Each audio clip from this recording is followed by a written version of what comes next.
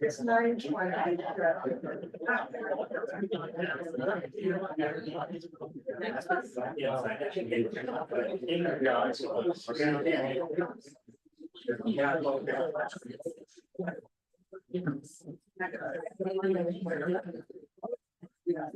Yeah. And then my husband says, I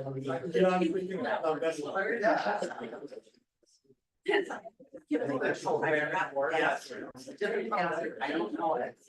Well, I just didn't. I think.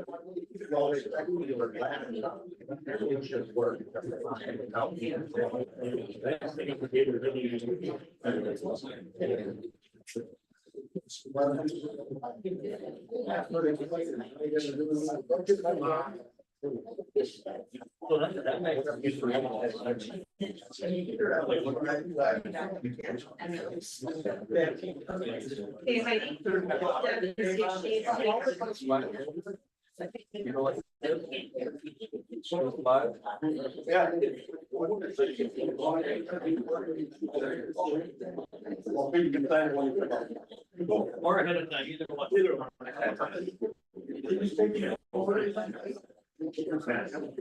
Well, it's not muted.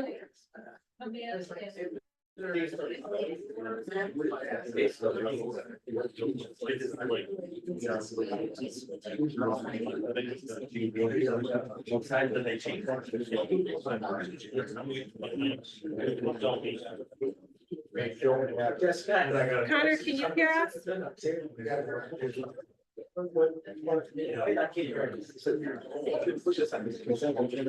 Can you check with her again, Heidi?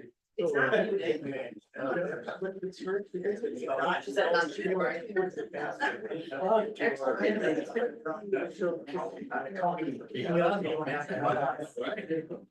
Yeah.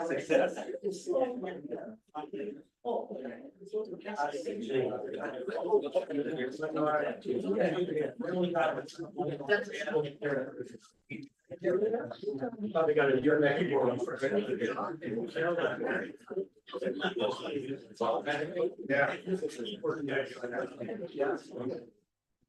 I'm trying to keep up with it.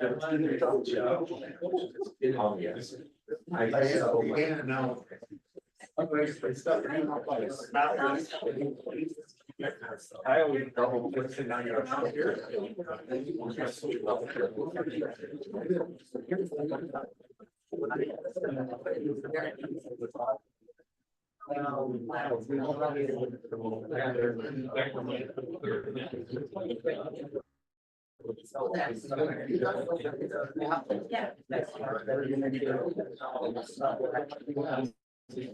Tracy, can you hear me now?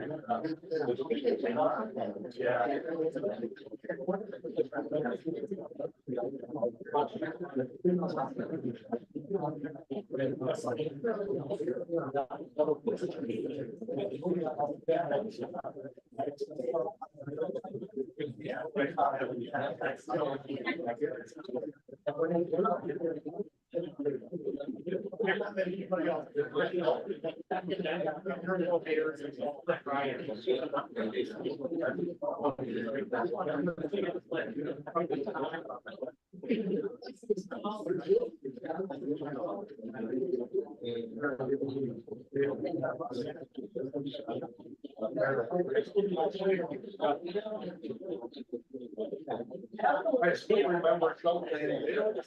I just. Yeah, I don't know why. Come on, take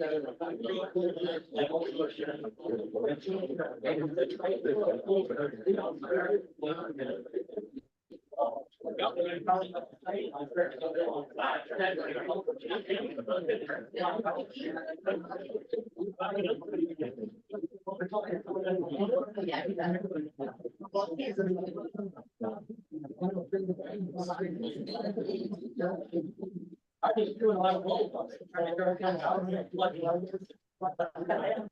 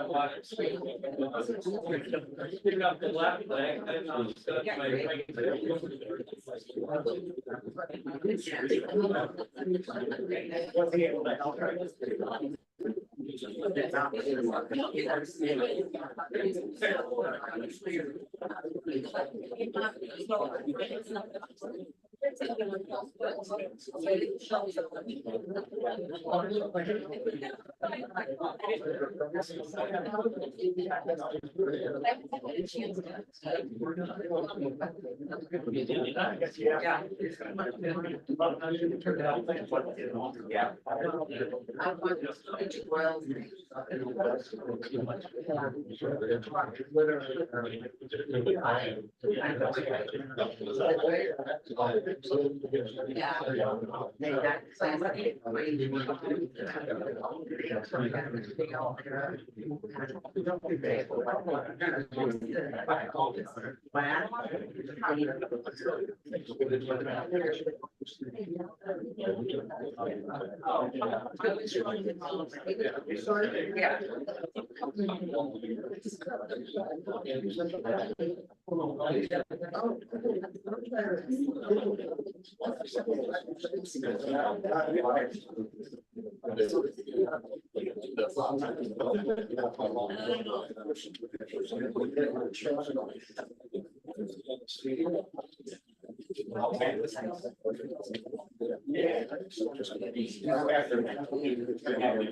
No, not at all.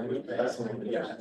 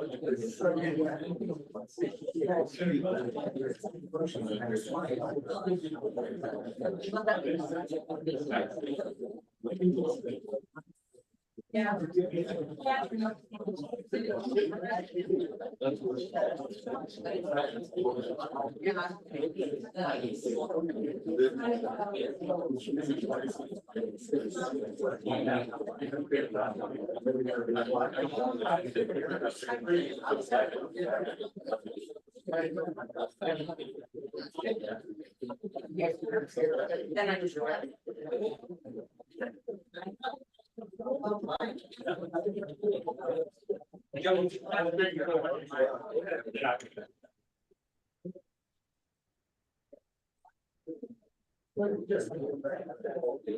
Hey, it's 9:30, we're gonna call the United County Board of Supervisors to order. With that, there'll be a brief moment of silence for the troops, law enforcement officers, and emergency responders, followed by a prayer innovation and a pledge of allegiance. Any supervisor want to do a prayer today? Color? Good. I'll get you going. Okay.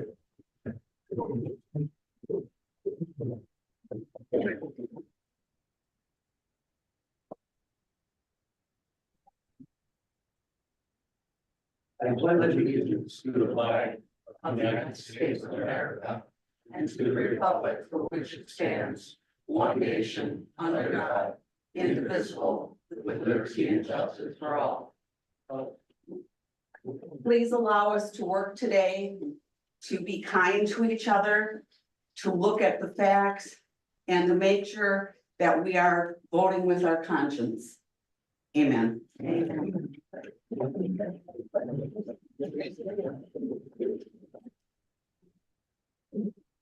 the clerk will do the roll call.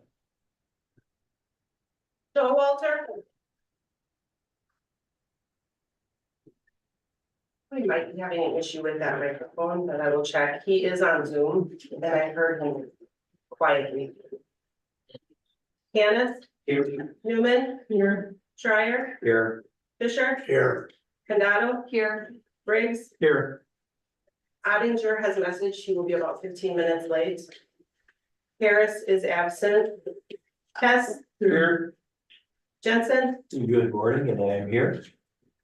Ives, Here. Sorgel, here, Lopez, here, Timmons, Here, good morning. good morning, Freed, Good morning. good morning, Couches, Here. Almakinder, Here. Schultz, Here. Cushing, Here. Halawinski, Here. 19 present, 2 currently absent. Okay, 19 present, 2 absent, we have a quorum, we can conduct business. Our announcements will be, make sure everybody uses their microphone when speaking for one. Item 4 is accept the minutes of the June 18, 2024 meeting. Second.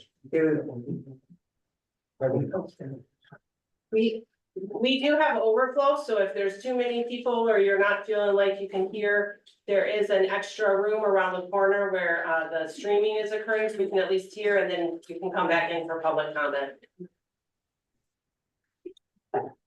Okay, I have a motion and a second to accept the minutes of the June 18th, 2020. Any corrections or changes? Hearing none, all in favor signify aye. Aye. Opposed? Carried. Item 5, reports presentation, transition oversight panel, Tyler Young.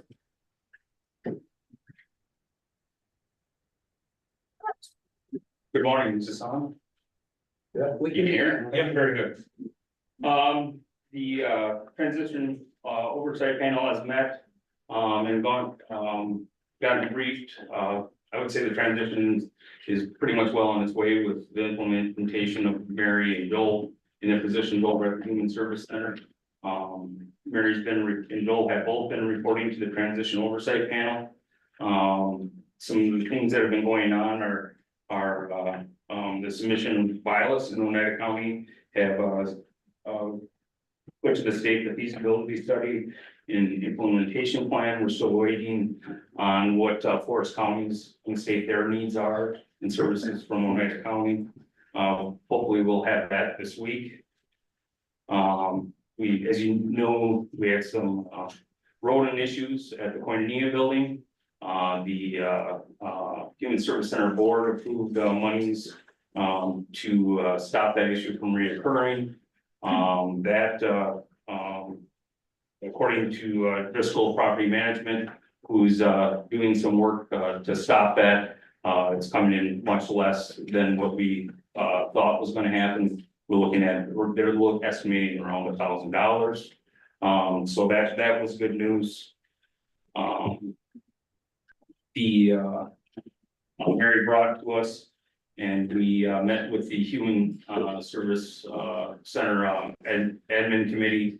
Both the oversight panel and the admin committee for the Human Service Center were in agreement that there's some employees that have, there's a couple, 2 employees that have over 1,000 hours balance in their sick time, PTO type thing. It was agreed that anybody above 500 hours and those employees can get paid that out from the Human Service Center down to 500 hours before their hours come on to Oneida County's books. The Human Service Center panel was passed unanimously with one abstaining, and then the Human Service Center Board admin committee passed unanimously. I feel that the Human Service Center committees in the Human Service Center Board and the Human Service Center Board and the oversight panel are pretty much in line how this transition is going. The state's giving good feedback to Mary. There's some resolutions coming before you today to approve to get this process going. And I'm willing to answer any questions you have. Any questions? Nobody? Billy Free. Just I've been exposed to you coming to a number of committee meetings, and I just want to thank you for the efforts you're doing. You stated over and over, if someone had a question or concern with something they hear, they should reach out to you. And I know there's been a lot of challenges, so I just wanted to say thank you. I appreciate it. Thank you. Any other questions for Tyler? Anybody? All right, thanks, Tyler. We'll go on to broadband report, Supervisor Soto. While we're experiencing the normal growth pains, we're having challenges with getting sign off on some of the towers, so we're looking at options. We are having to have crews not work right now due to shortages of being able to locate and have the locate services for utilities. We have consideration that we're going to be asking the county board on different sites that we'll be sharing. And we have complaints that Mr. Farrow and Mr. Sweeney are handling, just like any other project that you do. We also are looking at the BEAD grant, and I sent this out to all of you. But this is our goal, is to be as close to 100% of households and businesses passed that would like internet to have it by 2028. So right now, the blue section is where we have high speed at a good speed. The orange section is where we have the RDOF money going into, and that's another 23%. And then the BEAD grant would add 5,752, which would be another 19%. So hopefully by the end of 2028, if we can keep the construction going and everything works well, we'll be as close to 100% as we can get. Any questions? Billy Free. Thank you, you do a great job with the update and the communication you bring to us. My biggest concern is with the work shortage and the location maybe slowing down the project. Is there any concern on paying back of the note on the bond? At this time, no, we're not concerned. We think we'll catch up. Thank you. Call it, when are BEAD grants due and when do they get issued? Who gets them? Tony's gonna answer that. Those dates are still to be determined. It seems like PSC keeps pushing those back. Right now, it's looking like they're gonna have the recommendations for who's gonna be the ISPs to do the end of mile hookup for the 7,500 plus. Probably due by the end of the year, and then they'll be giving out the money sometime the first quarter of next year. And so it's still a process, and every time we think we have a date, they keep moving it back a little bit. So right now, it looks like the resolution that we'll be bringing to you guys will probably be either October or November timeframe. It looks like they want them into them by sometime in December, Alright, and that has been changing, just so you know. And I've been watching other counties also.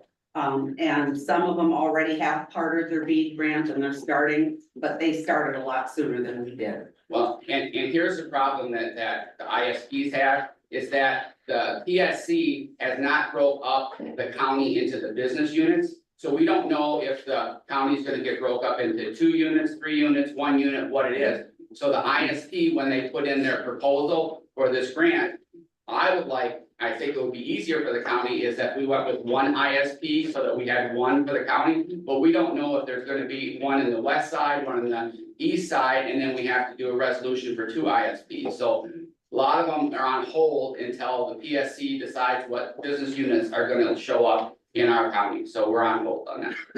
any other questions? Rob Jensen. I can just add to that from a town perspective, we've received any number of boring applications, utility agreements from other internet providers, and they are also expanding into the town of Crescent, along with this. So I think we're gonna get more and more service from the service providers, and we appreciate that. Any other questions?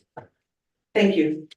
Thanks, Carl. Okay, we'll go on to Veteran Service Office Annual Report, Andy Janikowski. Good morning, everyone. Good morning. We had a very busy year in 2023. The PACT Act was signed by President Biden on August 10th of 2022, went into effect immediately. It added over 20 presumptive conditions for our veterans exposed with Agent Orange, burn pits, and toxins. It wasn't rolled out in stages, so the Veterans Benefits Administration, as well as every veteran service office in the world, got bombarded. And our workload increased tremendously. Like in the last couple of years, our workload has almost doubled or more than doubled in some areas such as claims and appeals. The last few pages of the report that I provided you does talk a little more about the PACT Act in detail. Fortunately, our veterans did financially benefit for that. Pensions increased, disability payments increased. But overall, our numbers went down, and that's because the VA home loan amount went down from 16 million last year to 9 million this year, which is obviously due to high interest rates and high home prices. Last year, we received a 2-year supplemental grant. It expires December 31st of this year. It was almost $16,000. So we were able to use that money for a lot of things that normally our budget would have paid for. We used it for advertisement, we used it for swag, and we used it to fund our Veterans Benefits Expo that we had at the Hodeg Dome in April. Again, that expires this year, but we are working on ensuring that we spend everything we can.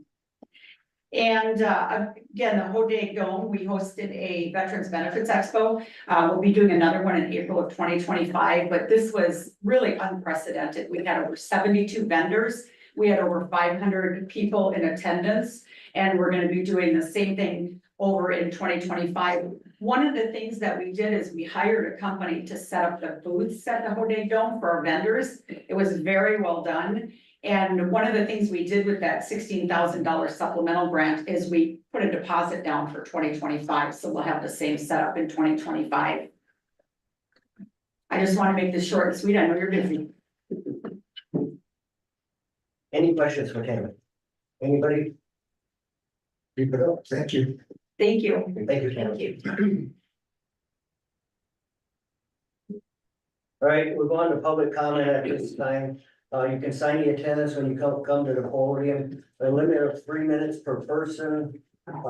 When I get down to 2.5 minutes, I'll hold the sign, and when you're done with your 3 minutes, please sit down and let the next person go. You need to state your name and address when you come to the podium. Let's take the gentleman standing in the back and the doorway. Anybody want to do public comment? Come to the front, please. State your name and address and your public comment. Scott Kirby, 4180 Forest Lane, that's in the township of Newbold. So I'll post on Facebook today, so that's great, about the considerations that you were gonna be observing today for some decisions, right? So first off, let me just say, you all look very handsome and beautiful, wonderful, and I'm so glad that we live in a country where the smartest and brightest get to lead us and get to make decisions for the rest of us. Because it takes about 30 seconds to sit on the toilet to pull up your Google and say, listen, there's not one instance of a environmentally friendly, safe mine anywhere in the history of the world. So if you're sitting here trying to figure out what are the benefits, economic impacts, job creation, blah, blah, blah. What does it really boil down to? How do we live? How do we survive? You can't eat your money. You can't drink poison water. I don't know why you're back here considering a resolution to allow mining to move forward in Oneida County. It doesn't make sense. You're smarter than that. You are all intelligent people. That's why you're here. You're representing the population of the county. And you need to make decisions that are wise for our future. You know, I've got a 5-year-old son, he'll be 6 in November. A mine that destroys the water quality of the region does not help his future. Just because some jobs maybe, I mean, like I said, you're all smart, intelligent people. I don't really need to read the book to you. I'm just a little perplexed as to why we're here again this morning, talking about this issue. You're smarter than me. It's a simple no. Constituents already voted on this. We've already guided you. We've already said no. We have to keep saying no. I mean, it feels like there's a frat kid who wants to get in some girl's pants. Please let me in. Please let me in. Please let me in. Come on. I'm really handsome. Come on. I don't know. That's silly. Isn't that silly? Seems silly. Nothing has changed. Nothing has changed with processes. Well, yes, get hoodwinked, fine, go for it. But it, you know. We're already drinking water out of like Culligan Man, right? We're already dealing with the PFAS issues. We're already dealing with so many environmental impact issues. Wisconsin was one of the last holdouts for clean water and pristine environment. Don't screw it up. What would be the point of that? That's what I feel. That's what I think. And I'm just one guy, right? And I'm not in your chair. So Scott, you're done. We have 3 minutes and up. thanks, Scott.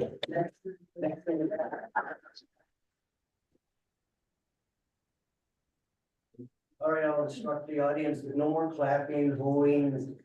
That's not allowed at a county board meeting. Any of the gentlemen in the doorway want to make a comment? Sure, come front. Is it coming in there? Do they know to come forward? State your name and address, please. Celeste Hawkins, I am a representative from the Lackawanna tribe.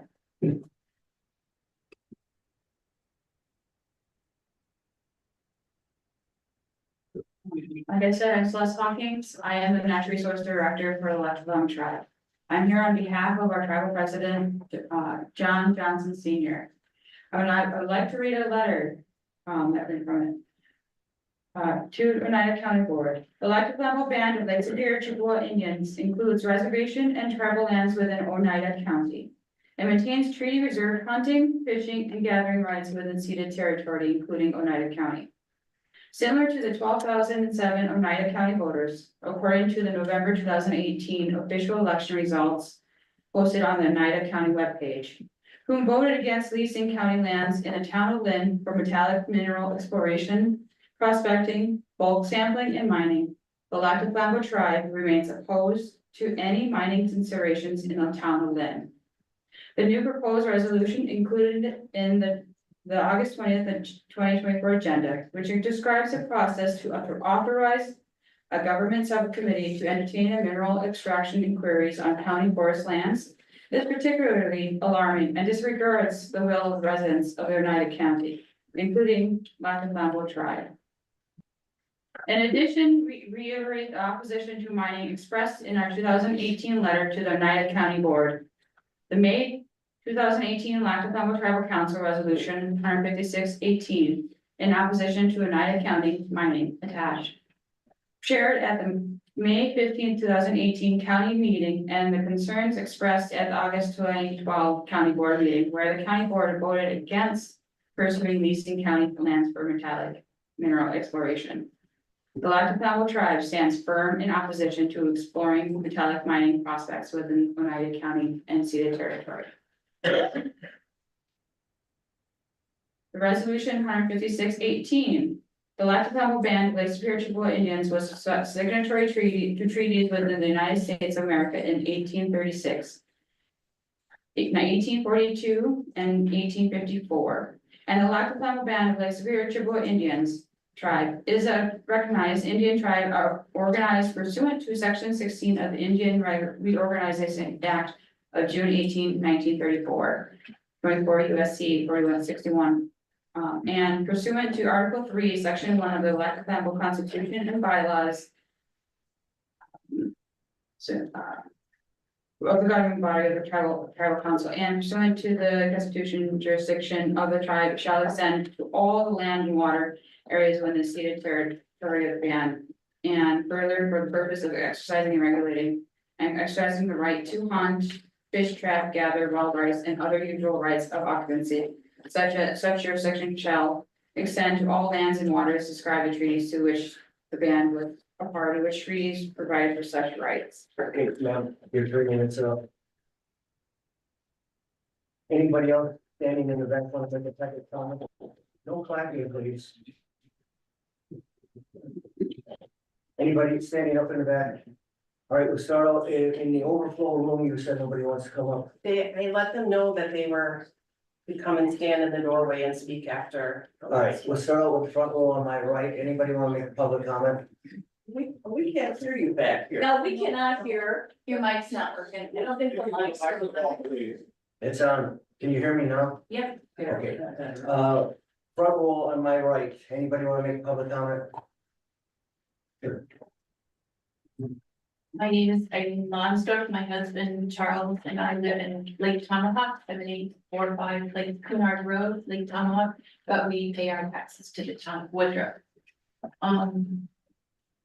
We have been here since 1980, and the reason we live here is, as you all know, the clean water and the Northwoods, and we want to protect that. And I don't want to get sentimental here, so I'm going to get down to just plain old facts. I'm sorry, thank you. this resolution, is bad for all of us, and we urge you to vote against it. The resolution, as I understand it, asks you all to approve talks with 2 mining companies to consider exploration of the Lynn deposit, which we have gone over, and 60-something% of the people in this area have voted against it in 2018. One of the things that bothers me very much is the therefore clauses in the resolution. I feel they're misleading, and they fail to acknowledge the clear will of all the people that you represent, your constituents in Oneida County. As you're well aware of, this issue was subject to a similar referendum in 2018, where we all rejected the leasing of county forest lands for the purpose of mining exploration in the town of Lynn. And I think that passing this resolution would open the doors again to mining and directly contraindicate the wishes of all your constituents.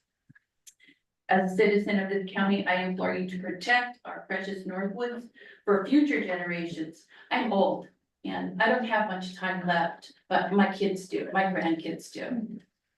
And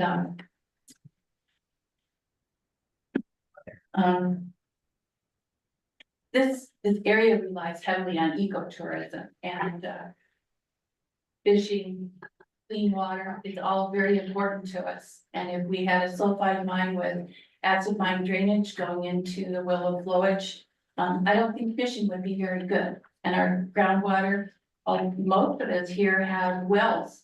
I think that our well water would be contaminated and housing values would also go down. I also want to point out that history has shown that mining interests often extract profits from this area and then they leave. They leave local residents to bear the true costs. The 2 mining companies that are interested in this area, Valhalla, if I'm pronouncing that right, they aren't doing too well financially. It's a real risk to have them want to mine in our area. Metallic sulfide mining does not provide a net positive for our local community. Instead, it benefits a handful of investors at the expense of the environment and public health. So I strongly encourage all of you to vote against it, please. Thank you. Okay. Next to the front row, on my right, anybody public comment? Okay, second row, anybody public comment?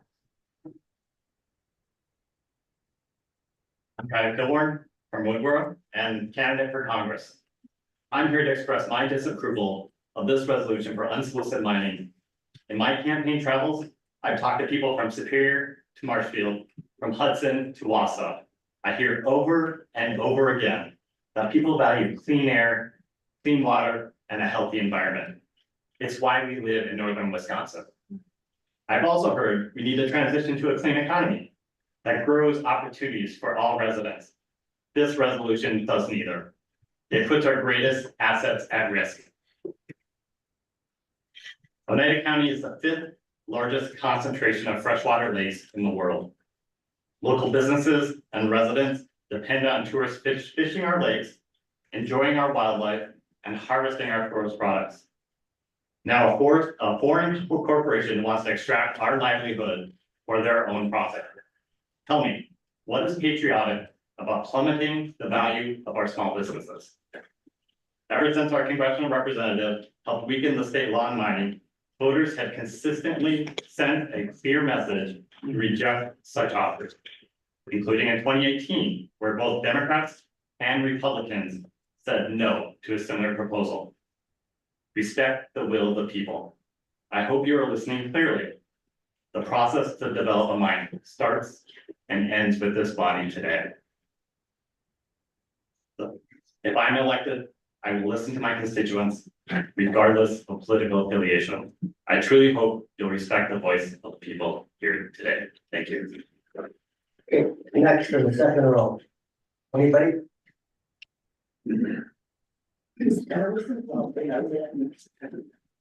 Good morning. My name is Carl Fate. I live in the town of Crescent, 6824 US Highway 8. The Lynn deposit was discovered 34 years ago. And there has not been a mine there. It's not a mystery why. It's because of the extremely wet physical conditions on the ground at Lynn and its relationship to the willow flowage. Because we are the owners of the Lynn site, we are obligated to understand the conditions on the ground there. These conditions are well understood, and it is simply irresponsible to claim ignorance of those conditions, as a few supervisors in this room continue to do. I have attended a ton of committee meetings over the last 34 years regarding the Lynn site. Two things stand out. Number one, committee members were always pushing a mine, but were never interested in the conditions on the ground at the site, nor were they ever interested in the public's concerns about those conditions. Number two, committee reactions to public concern was always to insist on a referendum question, asking voters whether there should be a mine at Lynn. We now know the answer. The county has made the mistake in the past of leasing our public lands without the public's blessing. With the referendum question, you finally asked for our blessing. And the voters told you, no way. If the Lynn site is leased, it will be a colossal betrayal of the public's trust. Thank you for your time. Next in the second row, any public comment? Anybody in the second row? Okay, the lady standing in the back, are you from the overflow? From the other Sure, room, come on up to the front. and I'm really nervous about this, because I don't do this, but I'm so upset. State your name and address, please. I'm Marshall Buckwitz, I'm in town of Humboldt, 3929, Violet Lake Road, River Exet. I can't believe we're here, the referendum was pretty clear, but here's. Speak in the mic. I'm a homeowner with a well. The town of Lynn has people with wells. Most of your constituents, if you're not in the city, have wells. I don't want crap in my well. I don't want crap in somebody else's well. I have friends with PFAS right now that are dealing with it. My number is just a little bit low. I'm already looking as a taxpayer to have to either have you guys help me fund it or I have to fund it. The cleanup part is the part to consider. And that's really what I came to say. All right, anybody in the third row on my right?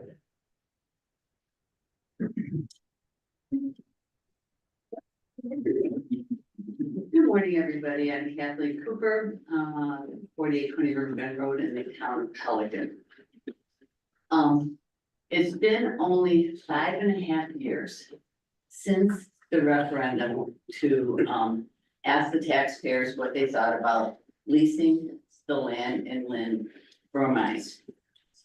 The people who voted in this referendum were not like hippies, not weirdo radicals, you know, not making love and not war and all that stuff. They were the conservative, hardworking people of this county who voted against it. And overwhelmingly voted against it.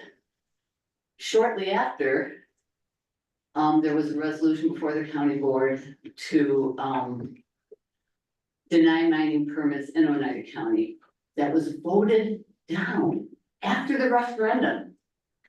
And also during this time, there were 8 towns in our county that passed resolutions to send the state to repeal Act 134, which is Tom Tiffany's act to repeal the Prove It First law, which stated that any mine in the state of Wisconsin had to prove that it would not pollute the land for 10 years after it closed down. No one could do that, so there was no mining in Wisconsin. And Tiffany repealed that, and there were 8 townships that voted to repeal Tiffany's repeal. which, and the townships were Three Lakes, Rhinelander, Pelican, Pine Lake, Newbold, Crescent, Sheppey, and Cashin. That's a lot of people. You know, I get it. We need economic development. We need to raise our tax base. There are other ways to do it besides mining. It takes a little longer. It takes a little more effort on the part of our leaders to recruit other kinds of industries. Phillips comes to mind. They have industries there that are part of international companies that do, and you know, anything pollutes. You know, we get up in the morning and eat breakfast and we're polluting the air and the water and everything else. But there's degrees of pollution. And Phillips has SRC America, Metasize, Phillips Plating, all of these things. And they are not as environmentally destructive as mining. So there's other ways to have a good economy in Oneida County without inviting, it's like a rape victim that keeps saying no, no, no. And the rapist says, I know you say no, but you really mean yes. We don't mean yes, we mean no. And so thank you for your time. Okay. Anybody else in their third role?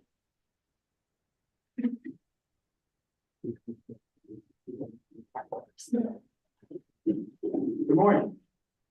My name is Eric Rumpala, 4212 Lakewood Road property owner and member of Oneida County Clean Waters Action. A couple of our writers already spoke to you, Carl Faith and Kathleen Cooper, and they did an excellent job. And I agree with everything all the speakers have said so far. This issue, as they said, should be dead. I'm gonna read what a sacrifice zone definition is. Sacrifice zone is the disproportionate environmental damage that some communities receive directly related to maintained privileges and lifestyles in other geographies. In other words, the mess happens here and outside of here is where the benefits are done.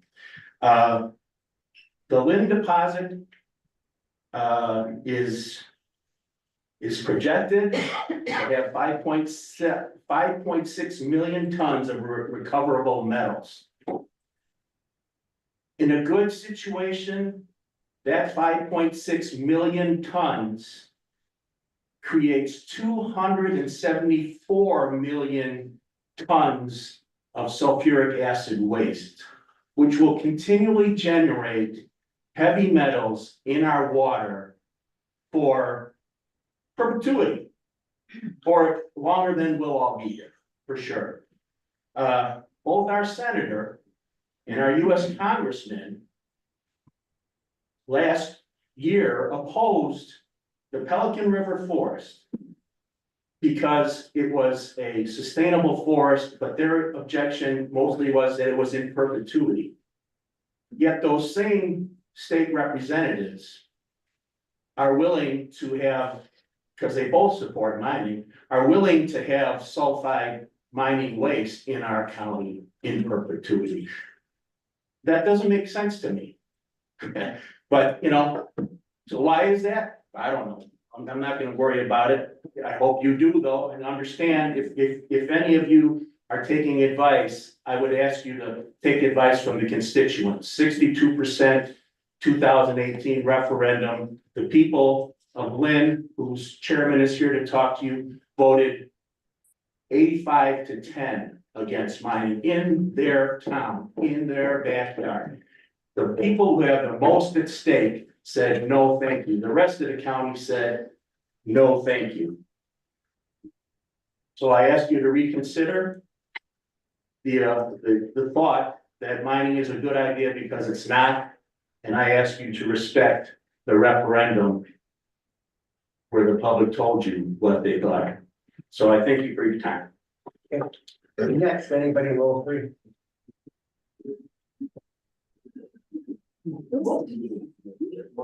The sign is gone. I'll take care of that though.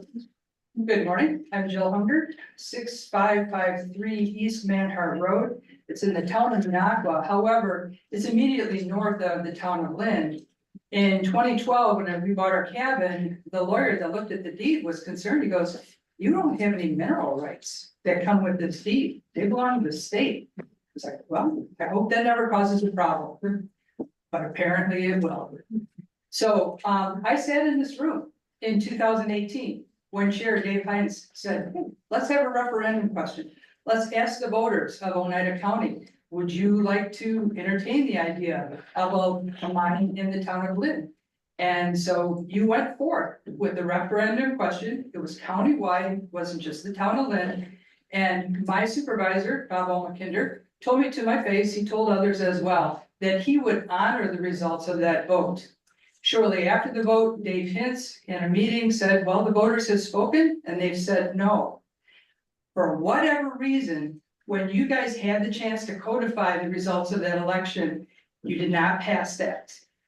Here we are again in 2024. We've already said no, and now Scott Halowinski has been doing some interesting things. I talked to a couple board supervisors over the weekend.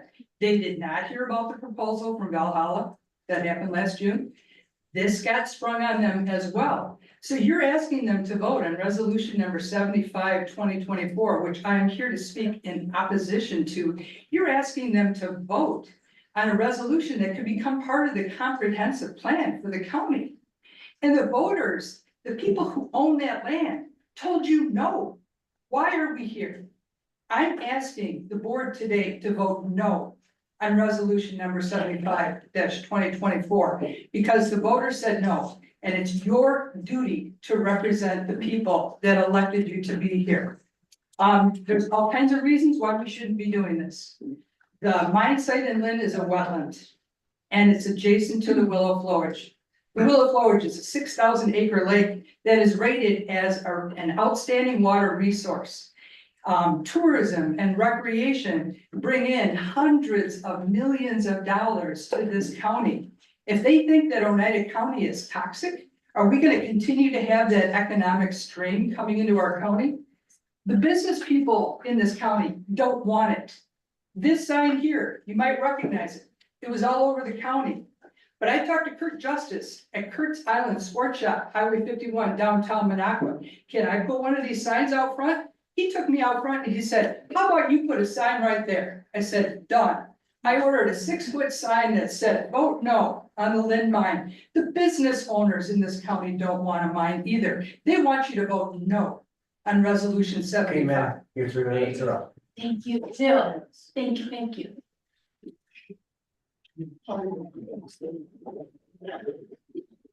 Get out. We'll get our paperwork down here.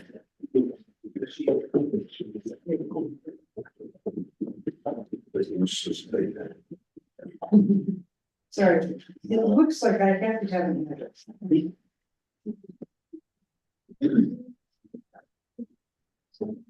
Tracy, thank you for getting the agenda out. I'm busy week. You can talk while she writes. Well, I didn't want to be rude, thank you. I'm Tom Burrow from Hazelhurst. 5 years ago, a bunch of you guys went out to the Lynn site, I was there. But a bunch of you people haven't been out to the Lynn site. And I suggest that those of you that don't actually know the site, go out there and take a look. Because I'm pretty sure after these last few rains we've had, I guess you guys noticed we had a little water coming down. If you look at that area north of the mine, you're gonna see a lake there. What we call wetlands, and I've been up there a bunch of times, and sometimes we've seen it dry and we can walk across, and other times we've seen it water. I can promise you right now, it looks like a lake, and it runs straight into the Willow Flowage. So before you make any quick decisions on what we should be doing there, those of you that haven't been out there, I'd suggest go take a look. Thanks. Anybody else in the third row?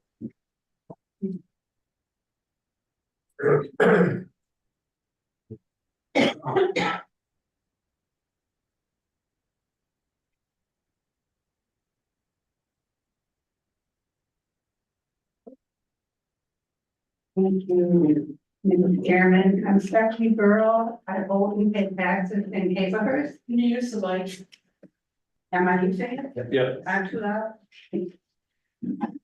Thank you, Mr. Chairman, and may it please the board. This is all about Oneida County water, and that's clear from what everyone has said, and I agree completely that the risks of methane with sulfuric acid and sulfide mining in our county outweigh any possible potential benefits, any of them. There's no amount of leasing money that could make it worth what we have to lose and what's worth protecting and what we count on you to protect. So please take this seriously. Considering the present danger and actual PFAS in our county and the exponential dangers of climate change, ongoing climate change that we know is happening, a reasonable person would expect you to take this very seriously. And it shouldn't be that hard. So this resolution 75 apparently is intended to transfer the initial contact with mining companies, promoters to the forestry committee. And I have to ask, given that the planning and development committee wrote chapter 9 of the ordinances, which includes the 26 pages of regulations on mining referenced in this resolution, what do you gain from transferring the work of dealing with the mining company promoters to the forestry committee? It makes very little sense without the further explanation.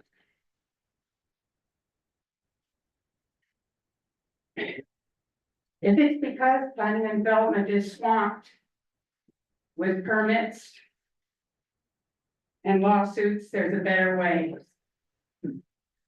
You don't need another committee to deal with these promoters. It would be cheaper and much safer to just say no.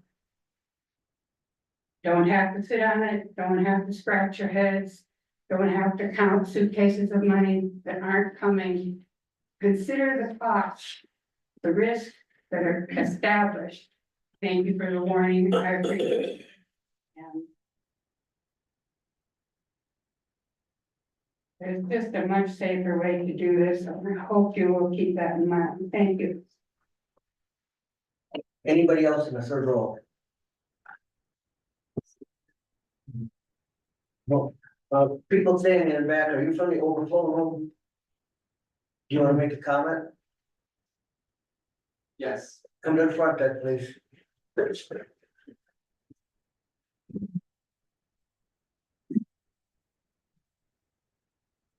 State your name and address, please. Hello, my name is Tabitha Benish. I live at 3985 Trevis Road in Rhinelander, District 5. As many of you may remember, in 2018, over 62% of the public voted by referendum to oppose the metallic sulfide mining near the town of Lynn. Tuesday, those who vote in favor of this resolution, or today I should say, will be openly defying that directive of the people to not entertain such mining. I know a lot of this has already been said, but this vote is the first step in inviting mining companies to work in the county. And your constituents, including myself, oppose risking the quality of our freshwater resources here in Oneida County. And upon speaking with our representative, we've already heard feedback that this doesn't mean there will be a mine. But as the previous lady just pointed out, why would we be wasting the taxpayers' time and money to even entertain something when it's obvious that we, the people, do not want the mine? So just voting no to not even entertain such things is what seems most practical.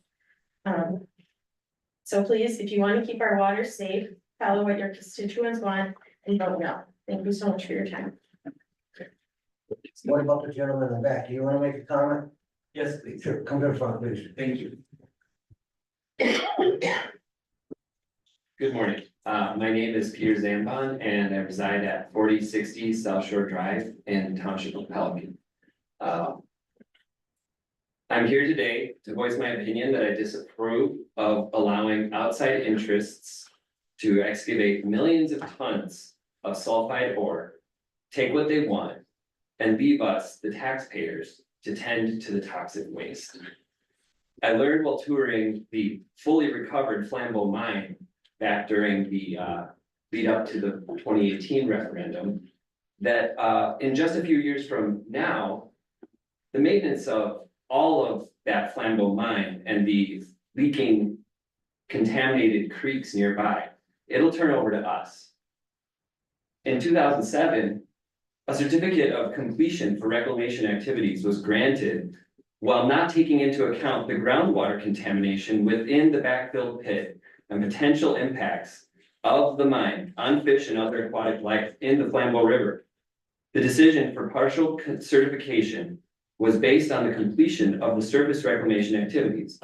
Certification was withheld for a 32-acre area where surface water pollution was emanating. So what does that mean? So the fully reclaimed model mine in Ladysmith is fully reclaimed except for the 32 acres that are polluting and contaminating. And we are already wasting our time trying to keep that from leaking into the rest of the Wisconsin River. So what's that? How do you call that fully reclaimed? Oh, it's fully reclaimed except for this one part where we have issues. I don't get it. So to say that this model mine was fully reclaimed, except for the part that wasn't, it just doesn't make sense to me. And I hope that those of you who consider the Flambeau mine to be the reason that we can do this, that you understand that that is what you are being told. And the reality of it is what I have just shared with you. Our guide on the tour that day, which other members of this group, there are people that were a part of it then, were there for that day. He explained to me that all of those future costs of containing the contamination will turn over to the taxpayer. And I just want to say economic growth is good, but we do really need to consider the long-term costs associated with these short-term gains. Thank you for listening to my feelings regarding entertainment mining in this county, which is home to the highest quality watershed in the entire state. Thank you. Is there anybody else in back in the overflow? Okay, on the fourth row, anybody on my right side want to make a public comment?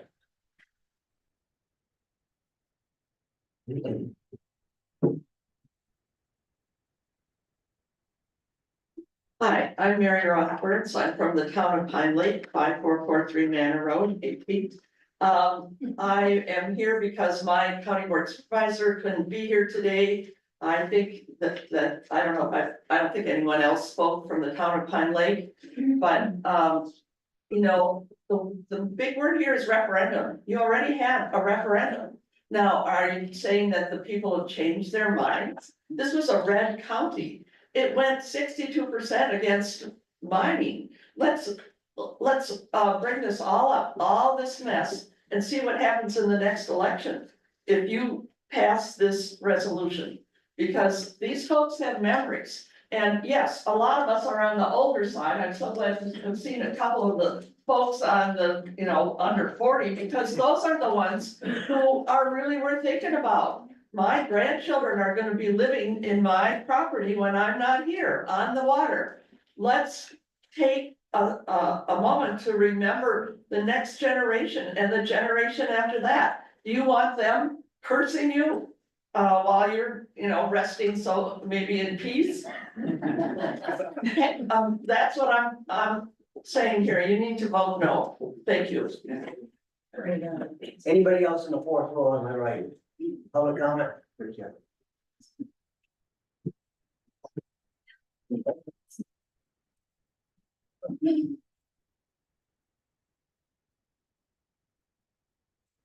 Hi there, my name is Nick Hanford. I live in Tomahawk, so you don't represent any of me, but I grew up in Tomahawk and I grew up coming around Rhinelander. My stepdad worked for Twist Drill for 30-some years. I was a teenager when Twist Drill closed. I'm glad that this group is economically minded and wants to improve everything about our way of life here. But I have to say, this is not the way to go about it. I'm an engineer, I work here in Rhinelander, which is how I was able to make it here today. I've been trying to find a house and buy a house here in Oneida County somewhere, and I have to say this has a huge bearing on whether or not I actually want to move here. And, I work as an engineer, and when I heard about this, I wanted to know more. And like any good engineer, before I make a decision, I need a lot of data. And in researching this, you get a lot of what we're hearing today, kind of an executive summary of the situation. But I wanted to know more. I dug deeper. I wanted to know how this mine polluts, this type of mining. The only way that they're able to extract the ore, the copper that they need, the metals that they need, is they dig up the ore and they crush all of the rock into dust, into a powder. And then they have this, they separate the valuable parts out and leave the rest in a pile on the ground. And we're not talking about harmless piles of rock like you see old tailing piles in BP and stuff like that. We're talking piles of dust that will leach sulfuric acid into the ground, into our groundwater for thousands of years. There's no coming back from this. It's going to happen. That is what happens. There's no way to contain it. A mine by its very nature, because you're digging down into the water table, will take all the groundwater from the surrounding area, and that has to be pumped out of the mine. And then that water, contaminated or not, gets just dumped nearby. They try to treat it, but all that sulfuric acid then is leaching into the groundwater for the whole surrounding area. And the results of that aren't just, it's bad, it's going to kill off all the wildlife that we love to go and see and enjoy and the environment around, and that comes downstream to us in Tomahawk. And it's going to affect a vast area. And judging from the crowd here today, I think all of you on the board, if you're not enjoying yourselves today right now, ought to be considering presenting a resolution. Okay, sir. That Your 3 minutes are done.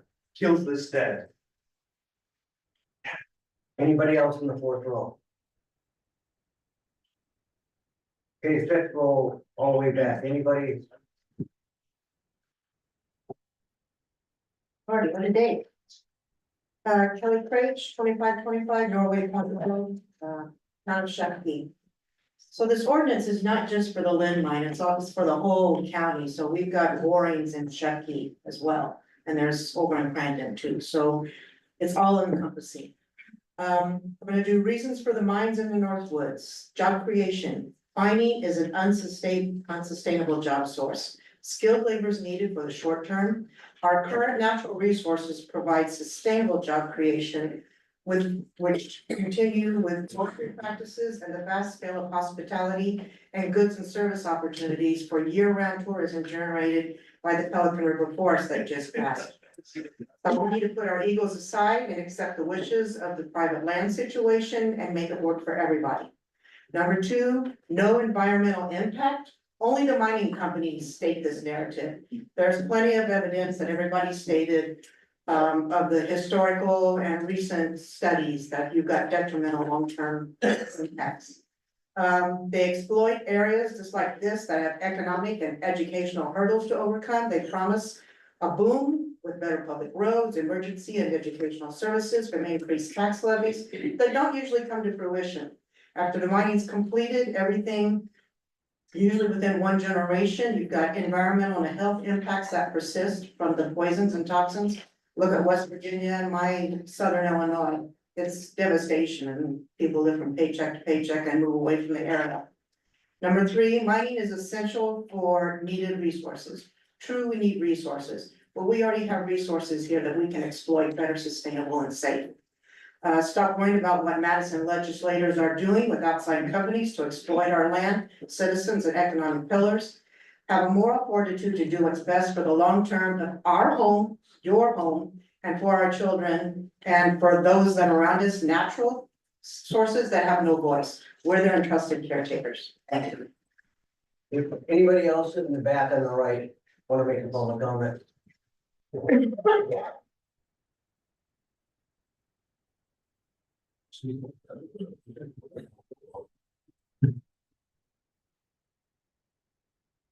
I'm Mark Fliger, 8096 Fall Lake Road. So we're coming up on the 35th anniversary of Noranda's exploration in the tunnel, and I guess the stone for that is jade, your 35th. And you know,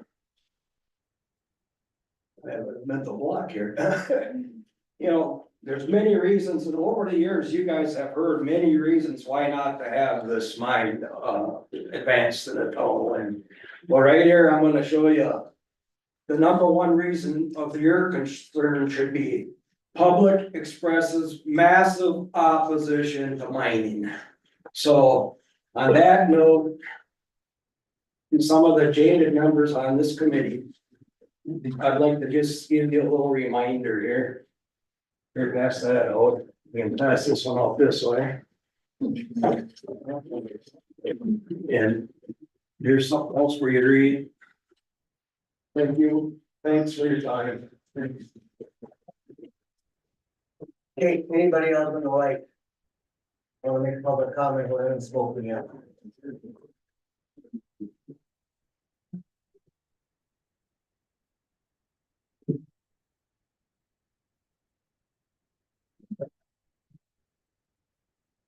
Good morning.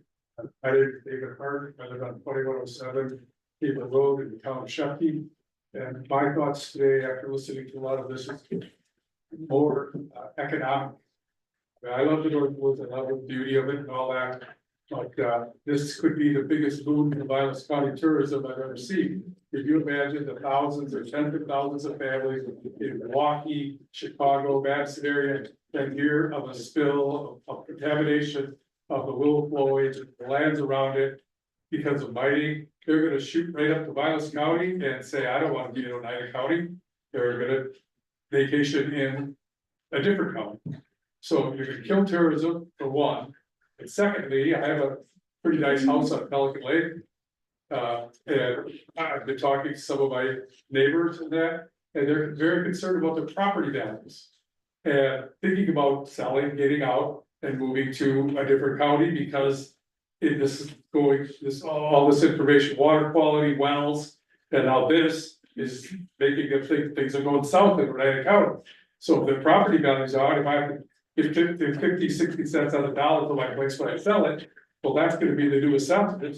And your tax revenues are going to be decreased as people get on Dodge. So I just would, for no other than economic reasons, I think this is a horrible idea. Thank you for your time. Anybody else in the back on my right?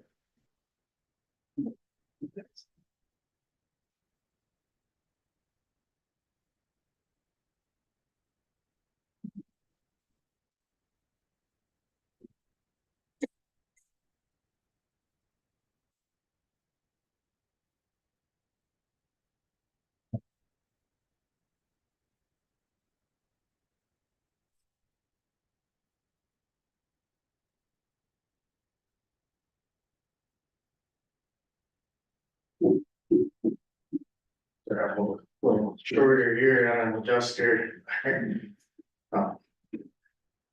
Gordon, my name is Andre Gordon, I'm a tribal member from the last novel down the Lake Superior Chippewa Indians. I'll just continue on after for resolution.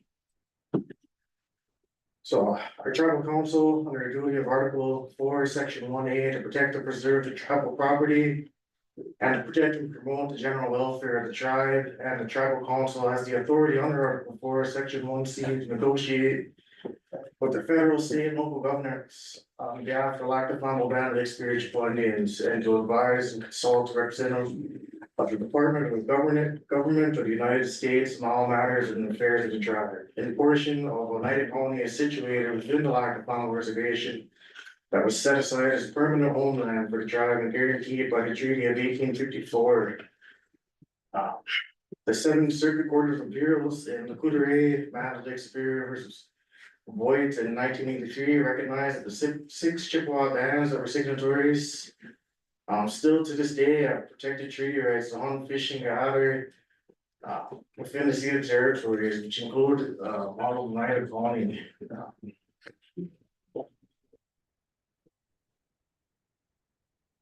The tribal council is extremely concerned about common commercial mining activities of Oneida County, which is located within these treaty areas, negatively impact our ability to hunt, fish, and gather. The tribe can trace a significant historical nexus to the town of Lynn and Oneida County related to grave sites, historic fishing activities, and past residential communities within the mining area. The tribe by letter dated April 11, 2018, the Oneida County Board Chairman Dave Hintz expressed the tribe's concern related to the mining activities and invited the tribe to meet with Black Flannel Council. The tribe never received a response, nor has there been notice of any consultation with the tribe by either state, federal officials related to this issue, and all therefore be it. By this council and Regency of the regular assembly hereby expressed in opposition to any commercial and or industrial mining activities within Oneida County. The tribal council hereby states that will seek any and all legal avenues to challenge any mining activities at the town of Lynn and or the county of Oneida that would negatively impact the tribe's ability to hunt, fish, and gather, and disturb any historical sites, or negatively impact the environment within 1836 or 42 treaties. The tribal council authorizes the tribal president and natural resource director to work with the tribe's legal counsel and other agents to work on this issue. As of this morning, our tribal chairman has also signed a letter in direct opposition to the subcommittee and entertaining mining prospects, so. If I'm able to get this to you, Tracy, if that's all right, I don't wanna get tackled if I work my way over it.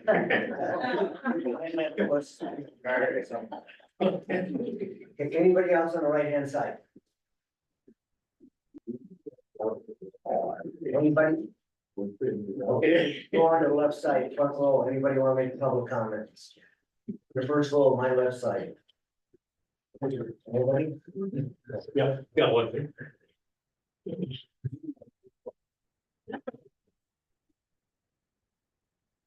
This feels like deja vu. Oh, yes, Yes. she who bitches about that. Okay.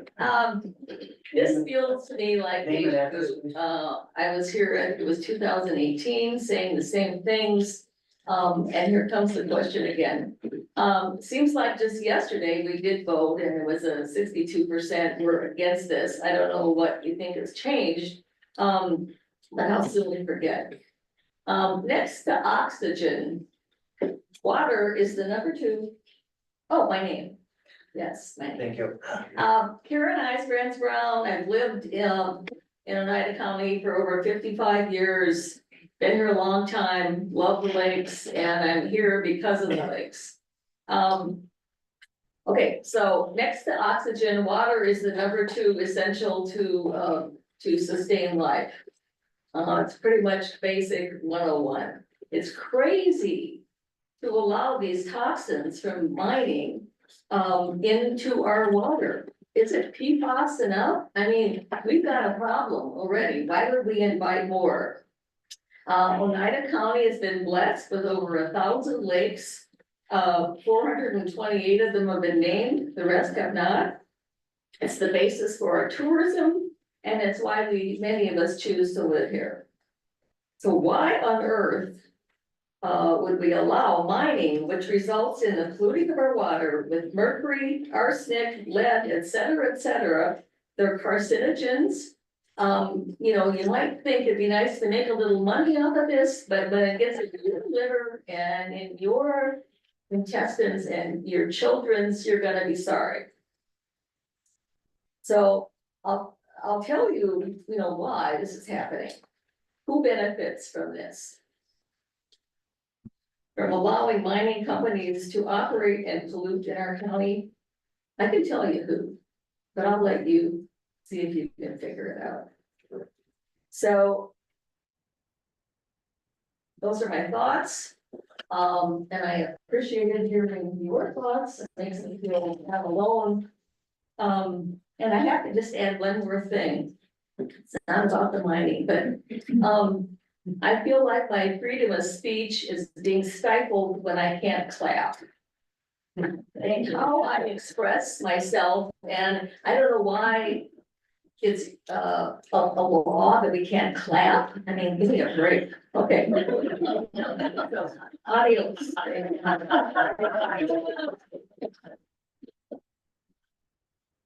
Front row, anybody, public comment, my left front row. Okay, second row, any public comment, second row, my left. My name is Connie Anderson. I live at 3021 South Rifle Road. I agree with everything that's been said before, and I vehemently request that you vote no on this referendum. Anybody else in the second row on my left?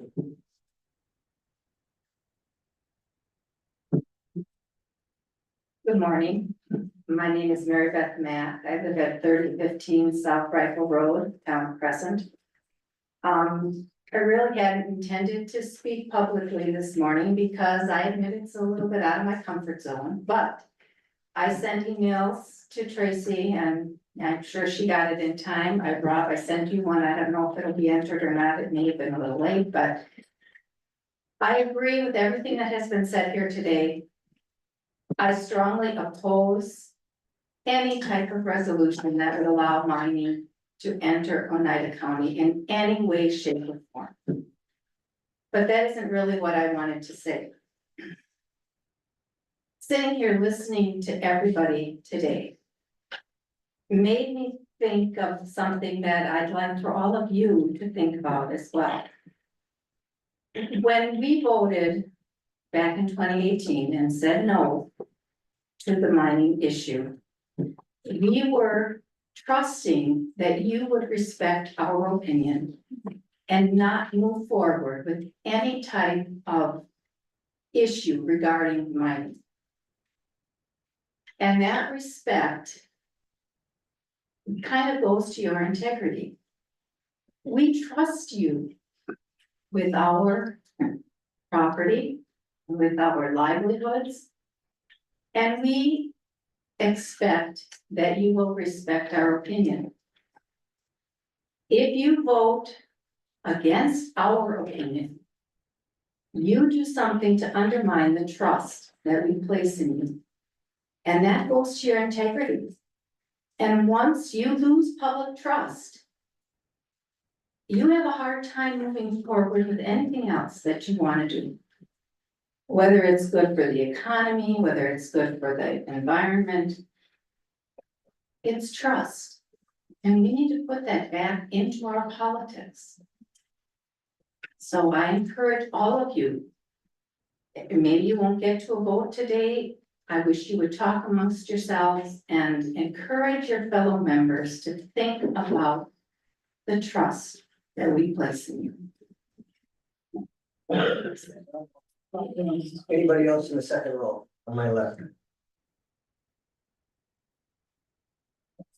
Third row on my left, anybody, public comment?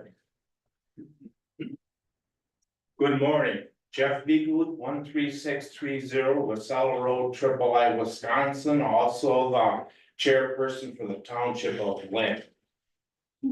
Everybody that spoke here this morning were their feelings, what they don't want.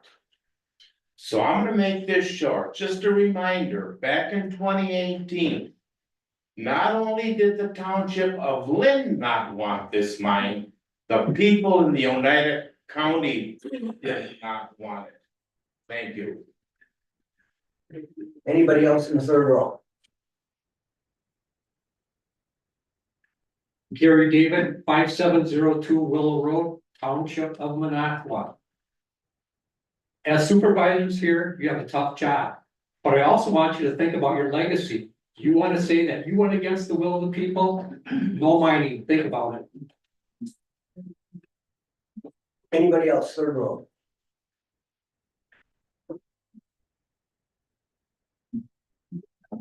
Tom Ledoux, 3974 Camper Napkin Road, Town of Stella. I just want to echo my fellow citizens' comments in opposition to this resolution and go on the record as such. Thank you. Any other comments? There you go.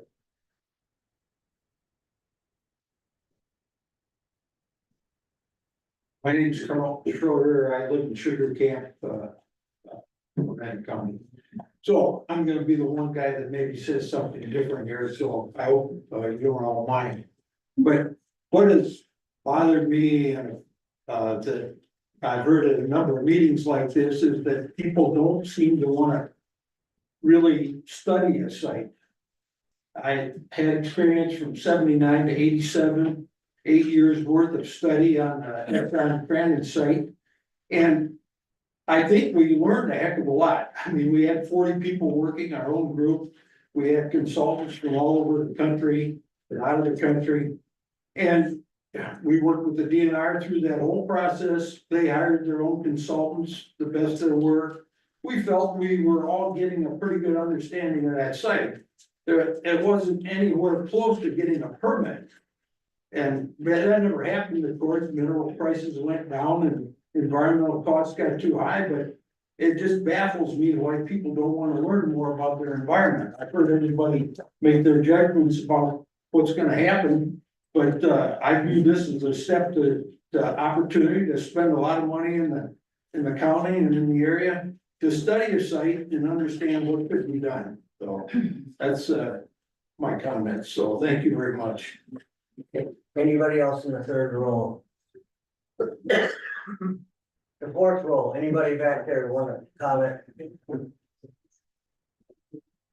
Thank you for the opportunity to speak. My name is Mike McFadden, 8646 Sand Lake Road. I can't believe we're here again. Oneida County relies on clean water and lakes environment for our tourism economy. We have one of the largest concentration of freshwater lakes in the world. I'm a freelance writer who does articles that have been published in numerous media. And in 2022, I did a Northwoods Lakes destination piece called Land of the Lakes. I'm just gonna read a couple sentences. Oneida County. Sorry. That's okay. Go ahead. Oneida County personifies the Northwoods with our numerous lakes, forest galore, tons of trail and pristine paddling. This is a go-to vacation area in Wisconsin. Oneida County is one of the largest concentrations of freshwater lakes in the world. Wilds abound, including 192 miles of trout streams, of which 12 are classified as outstanding and exceptional resource waters. It makes no sense to modify our land use plans to consider mining when our economy is significantly based on natural resources. It's an incredibly risky proposition. Even consider the extractive industries.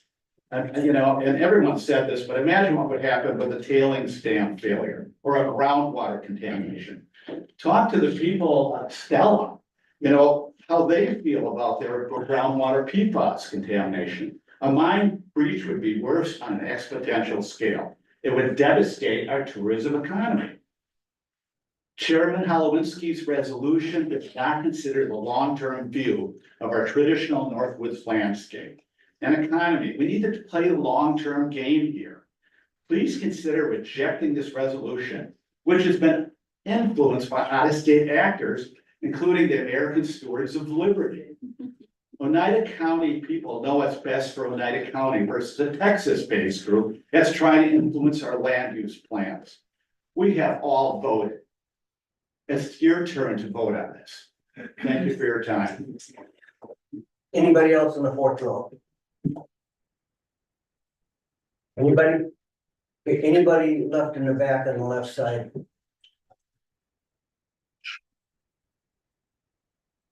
My name is Shirley Noonan, 7041 Arbutus Drive, Sugar Camp.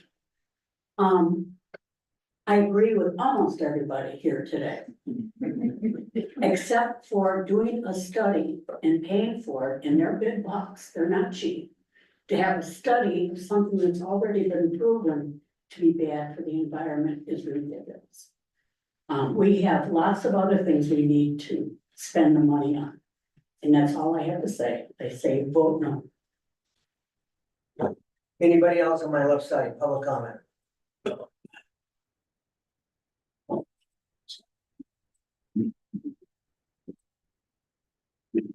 I had no intentions of coming up here to speak today. I saw online that this was happening and I wanted to come here and see what was going on. Name, please? My name is Dustin Maury. I live at 5188 Pine Creek Road in Pine Lake.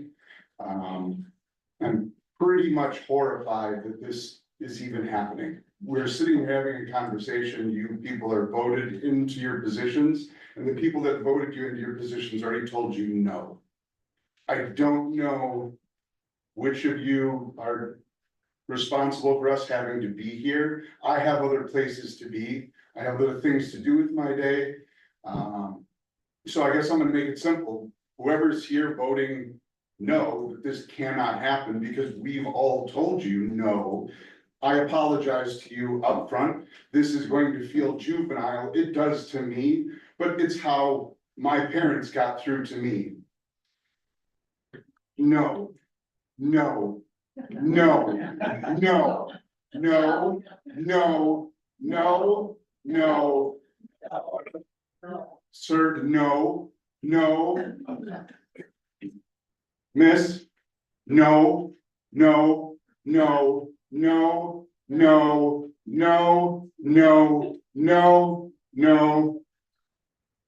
Sir? Sir? I only stood up because I have other places to be, and I'm sure all of you do too. I can stand here for the next, I guess I have a minute and a half, minute, 30 seconds. I don't know how long we've got, but I guess you're part of it. I guess I don't have to go in order. This gentleman here, I appreciate you addressing me. You looked at me, no. The other gentleman, I'm not sure what your deal is, but no to you too.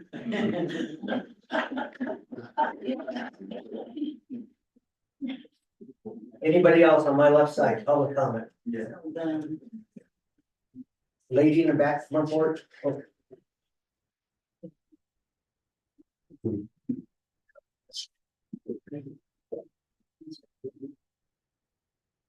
Good morning. My name is Tom Lynch. I live at 5134 Pioneer Street, Town of Pelican.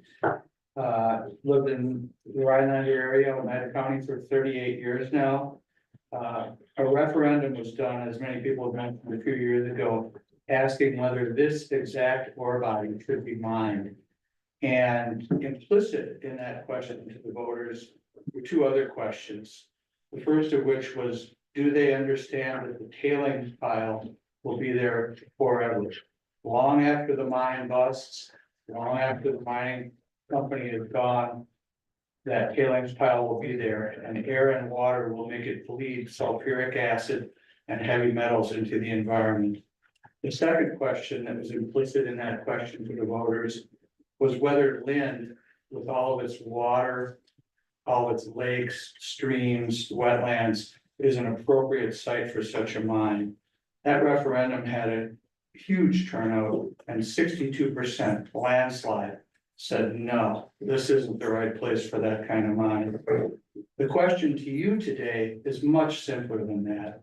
And that is, do you respect the principle of democracy that requires you as elected government to be accountable to the people you represent?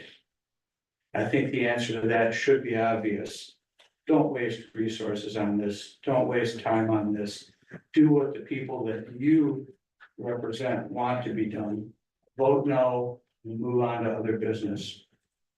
I have friends who couldn't be here today and they sent emails, and I hope there will be a recounting today of how many emails were sent and how many were for mining and how many were against. As far as people speaking here today, I think I'm the last, and by my count, 27 people spoke against this mine and one person spoke in favor of it. Do what you've been hired to do what you've been voted in to do, vote what the people want. Thank you. Anybody else on my left? Come forward, man. Nancy Schmidt, I live on Ridgeway Drive. Oh, I live on Timber Drive, Rhineland. I had no plan to speak today. I can't believe that this is such a unanimous opinion about voting no. I grew up in northern Minnesota and I witnessed iron ore mines. The evidence is still there. I've lived in Rhineland for 50 years.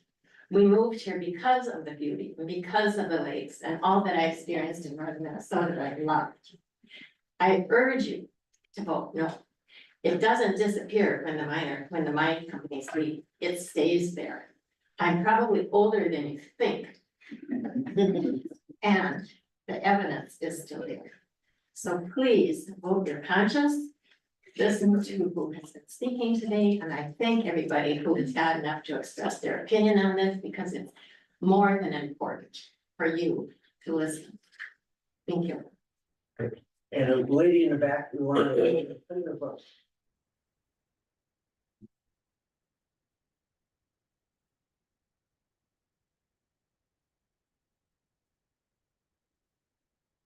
State your name and address. My name is Gabriel Blank and I'm an elected Plano community member. And these are my personal opinions and don't reflect those of the tribe. And I will further say, this is not a tribal or non-tribal issue. This is about the waters, drinking waters, and future of all people in this room.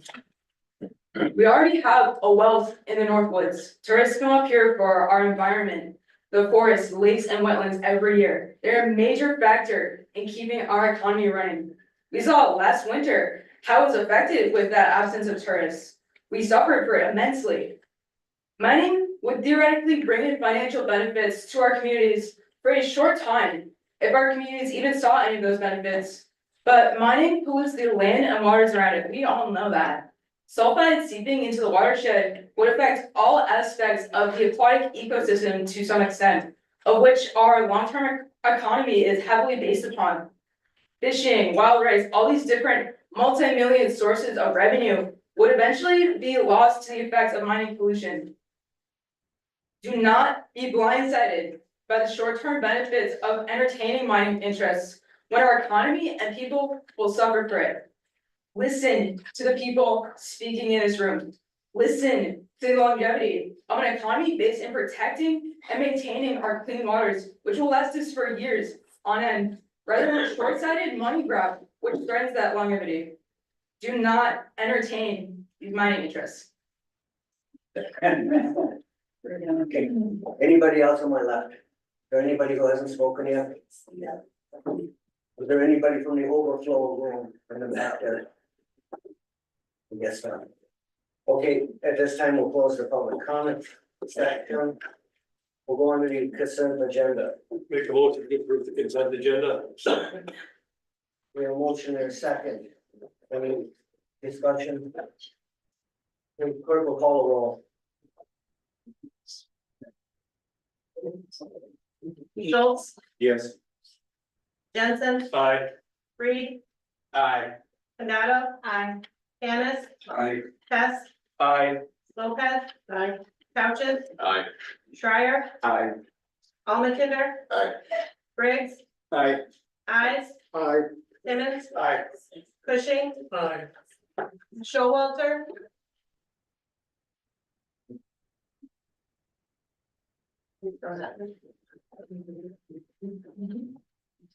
All right, we're gonna put in an accent for this. Newman. Aye. Sorgo. Aye. Ottinger, Aye. Fisher, Aye. Halowinski, Aye. 19 aye, 2 absent. 19 aye, 2 absent, the consent agenda passes. Microphone.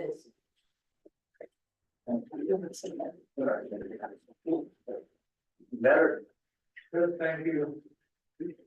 Item number 8, resolution 75, 2024, offered by Supervisor Scott Halowinski to entertain any unsolicited inquiries for exploration, prospecting, rock sampling, and mining operations on county-owned land following procedures set forth in chapter 9.61 of the Oneida County ordinance. I will need a second on that resolution. I'll second. We second it, right, Auditor? Okay, I'm gonna go in to explain some of the things that have happened in the last 2 months that accusations have been made against me.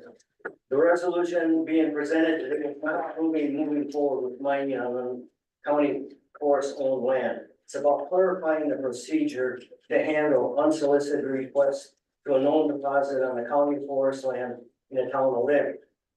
I want to go through the time frame of the resolution. I was contacted by voicemail on June 14th by the Elam Metals, which I did not respond. Then they sent me an email on June 15th, which I did not respond. They sent me a certified letter on June 27th, which to date I have not responded. Russ Fisher called me sometime in June to tell me that the Wisconsin Counties Association, Kyle Christensen, wanted me to call him about some county related business.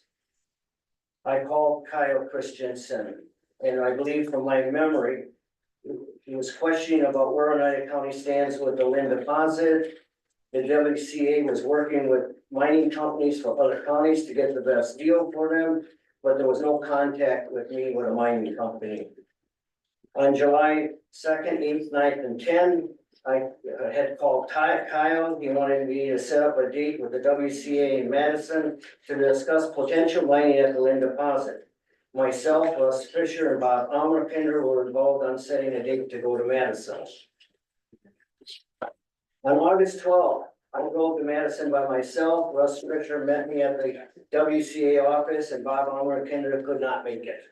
Attending the meeting was Stephen Donahoe, Director of Greenlight Metals, Mark O'Connell, President and CEO of the Wisconsin Counties Association, Kyle Christensen, and Andy Phillips, legal counsel for the WCA. We discussed the history of the Lynn deposit, other deposits in northern Wisconsin, our mining ordinance, and a resolution that I'm taking to the county board in August.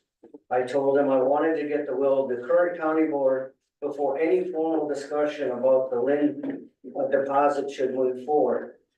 I believe Greenlight Metals wanted to give us a presentation about mining, which never happened. There was no discussion on how they would mine, financial, economic impacts, anything about their company. Since we didn't have a county board meeting in July, I worked on creating a resolution 75, 2024 with no input from anybody else. I had Tracy Hartman type up the resolution approximately July 24th. I submitted it to Corporation Counsel on approximately August 8th for his review. I then forwarded a copy to Russ Fisher and Bob Ammerkinder for the comments, which there was no changes. Russ, can you tell everybody your part of this whole process? Yeah, so like I said, I did, they did reach out to me, the county association contacted me and talked about coming down and having a meeting for county business and legal stuff. So I said, well, I'll reach out to Scott and we'll choose a date and all that. So then, that was in the mid-June. So I remember like early July, Scott contacted me during a meeting, I don't recall what it was, that, he had like 4 or 5 dates and I said, August 12th will work good for me. Because that's just how everybody's busy schedule and time schedule, that's worked out for everybody. You know, unfortunately, it happened to be before this county board meeting. I mean, I think we all would prefer to have been after, but it just didn't work out for us. So at that time in July, I think Scott already did tell me he was gonna bring a resolution to the county board in August. And by the time we got the information in June, in my opinion, it was too late to actually draft a level of resolution to bring it. So also, yeah, so like I said, Scott drove by himself. I went down there and met him at the WC office. We sat in the break room. That's when he informed me that Bob couldn't make it because he had some business he had to take care of. And then we sat there because they do their monthly Monday morning leadership meeting. So afterwards, they invited us into the conference room, and that's when we first found out who was all involved in the meeting. And that was our first contact with the mining company. And as Scott has sent me his stuff that, you know, I think they want to give us a presentation, but we more talked about the history and all that, and other operations they have on it and stuff like that, but we didn't solicit any entertainment offers or nothing. There was no talk about nothing, at least agreement or anything. That's my recollection of it. Okay. Bob Ammerkinder, you want to give your part of this whole process? And Certain things on social media. On June 14th, I received a phone call. It went to voicemail from Valhalla Metals. I did not respond to that phone call. I did call Scott to let him know that I had received the phone call, not knowing that he also did. On June 15th, I received an email from the same company, and I did not respond to that email. On June 27th, I received a certified letter from the same company, and I did not respond to that. The meeting came up about going into Madison, from the CA. I agreed that I would ride along. Unfortunately, something happened in my company that prevented me from going to that meeting.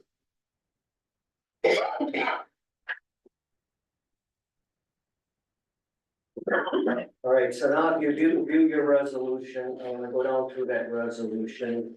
Prior to June 5th, 1987, it was the policy of the Forestry and Outdoor Recreation Committee not to enter into any exploration and mining agreements. Resolution 5487, offered by the United County Forestry and Outdoor Recreation Committee and passed by the United County Board of Supervisors on June 5th, 1987, was an attached Oneida County metallic ore prospecting and mining policy, which directed the Forestry and Outdoor Recreation Committee to proceed with implementation of that policy and report back to the board when a mining prospecting lease agreement is ready for approval. So that they were out soliciting mining companies back in 1987.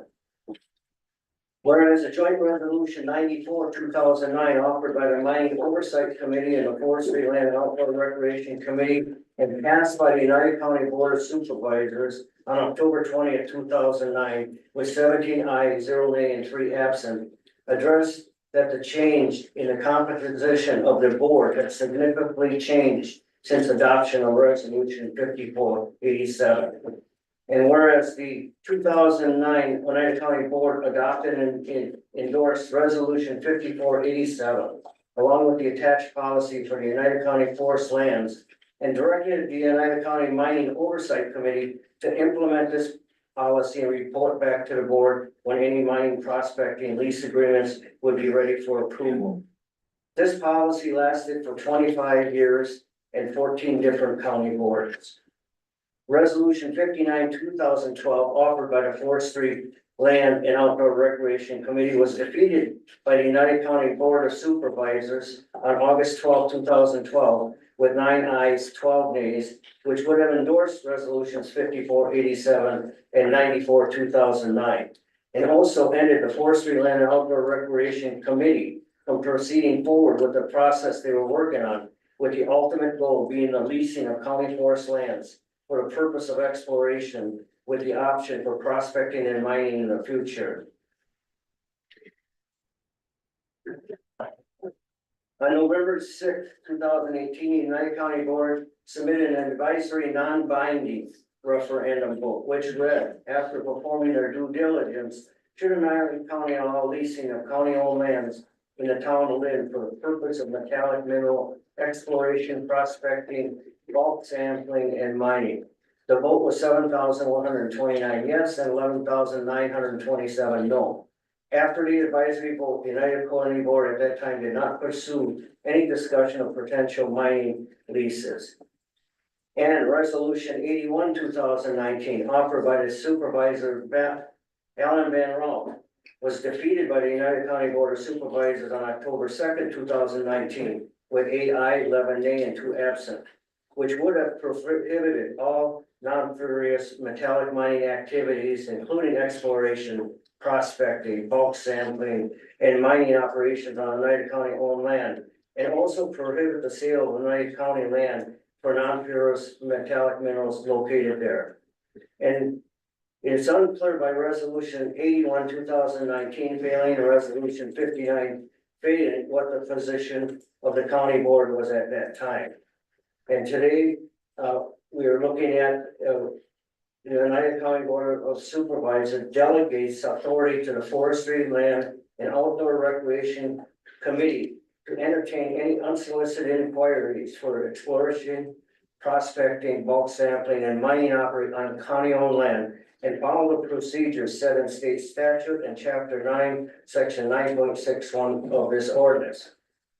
This clarifies a committee of jurisdiction to handle this moving forward, not the county board chair, not the county board vice chair.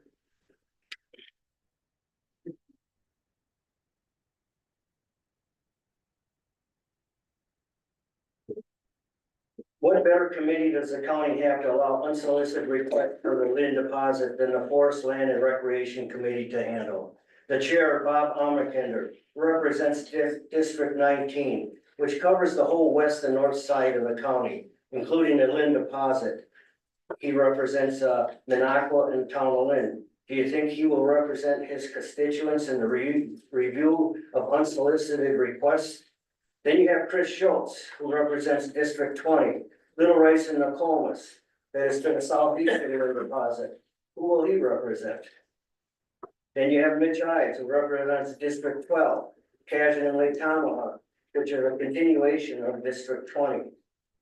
Next, you have Robert Briggs, who represents District 7, Enterprise, Shepke, Monaco, and Peel, which covers the whole southeast corner of the county, which also has 2 known deposits in the town of Shepke on private land.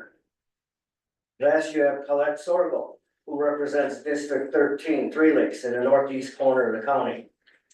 These 5 supervisors represent almost all of the county forest and over half of the acreage of land in Lyon County, while the other 16 supervisors represent the other 1/2 acreage of the county. Also, the chair of the Land and Water Committee, Colette Sorgel, sits on the Forestry, Land and Recreation Committee, along with Chris Schultz. 2 members of the Planning and Development Committee are also part of the Forestry, Land and Recreation Committee, Bob Ammerkinder and Mitch Ives. So that committee has a very good representation for the constituents affected by the unsolicited requests of known deposits in Oneida County. It will be the burden of the mining companies to educate the public and Forest Committee prior to potentially approving lease on the future of the lien deposit. So back to my original statement, we are here to pass a resolution to clarify the procedure to handle unsolicited requests to a known deposit on our county forest land in the town of Lynn. Every 2 years, the county board is elected, which can pass a resolution or change a resolution that was previously passed. I would like Corporation Council to comment on the advisory referendum and about how each county board should react as we move forward. Well, the referendum is not binding on individual supervisors. Relative to, and you'd asked me about the vote today, this is a simple majority to pass. There are some budgetary issues that require a 2/3 majority of all the persons seated. This would be a majority of the people who are at the meeting. Did that cover your questions? County boards in the future. Well, so you can't pass a resolution today that says that a future county board can't do something. I mean, that's the nature of county government is, even if something fails at a meeting, it can be brought back at another meeting and can be passed, or if something passes, it can be brought back at another meeting and it can be rescinded. So that's the framework where you are. Okay, so to move on, I was trying to be pretty transparent and not make a decision on my own and let this current county board make a decision who should be in charge of these unsolicited requests. So discussion. Stephen. I have to be honest, I struggle with your version of what you think transparency is. It appears that it took you almost 2 months to come to the conclusion that you needed to include others in your decision-making process. Developing or creating policy after the fact, after you've already engaged in discussions with at least one mining company, You're not gonna deny that, you just said you went down to Madison. I'm hoping on your own dime, by the way, and we're not reimbursing you for those travel costs, because I don't think anyone here approved of you interacting with anyone in any capacity. With mining interests, but that being said. If you wanted this to go to forestry and land rec so damn bad, why the hell didn't we take it to forestry and land recreation when you got the solicitation?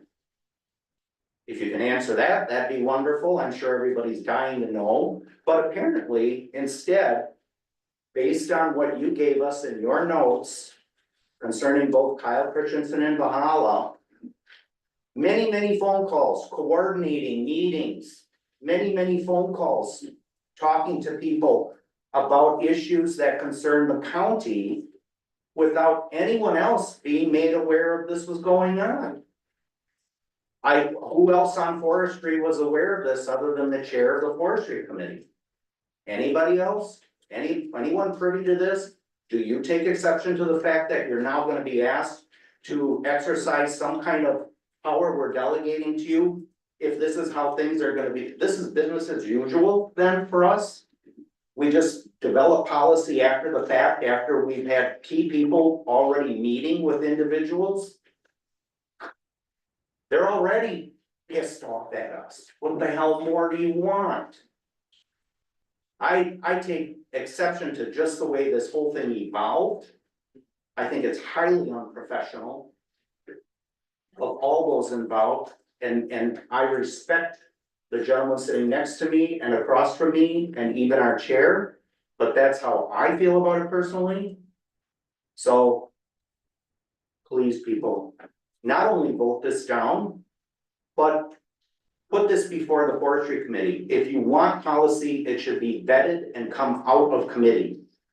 I'm not even sure I understand the timeline of this creation of this resolution. It's still very unclear to me. Did you take a resolution with you down to Madison? Was a resolution ever discussed with a mining company and the counties association and attorneys? What input, if anything, did they give on that? You created something from whole cloth. You ran it by only 2 other members of this body along with corporation counsel, and we're supposed to respect this process? It literally throws everything about being on the board out the window, in my opinion. I got so many more questions that could be asked in regards to this. Frankly, to even entertain them all would just waste more time and more energy. Folks, we should just call the question on this and vote this down. Address Stephen on this. I mean, I get lots of calls on different things. Corporation counsel, is it my duty as the county board chair to follow up for an informational, find out what somebody's calling me about? Or do I take it to a committee when I don't even know what they want? Well, Did I break any rules? I don't know that you broke any rules. That isn't really addressed in,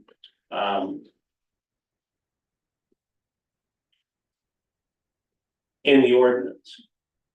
I mean, the ordinance 2.01 sub 3 advises the duties of the county board chair, which is act as presiding officer, preserve order, enforce rules, vote on all questions taken, and power and duties as prescribed in Wisconsin statutes.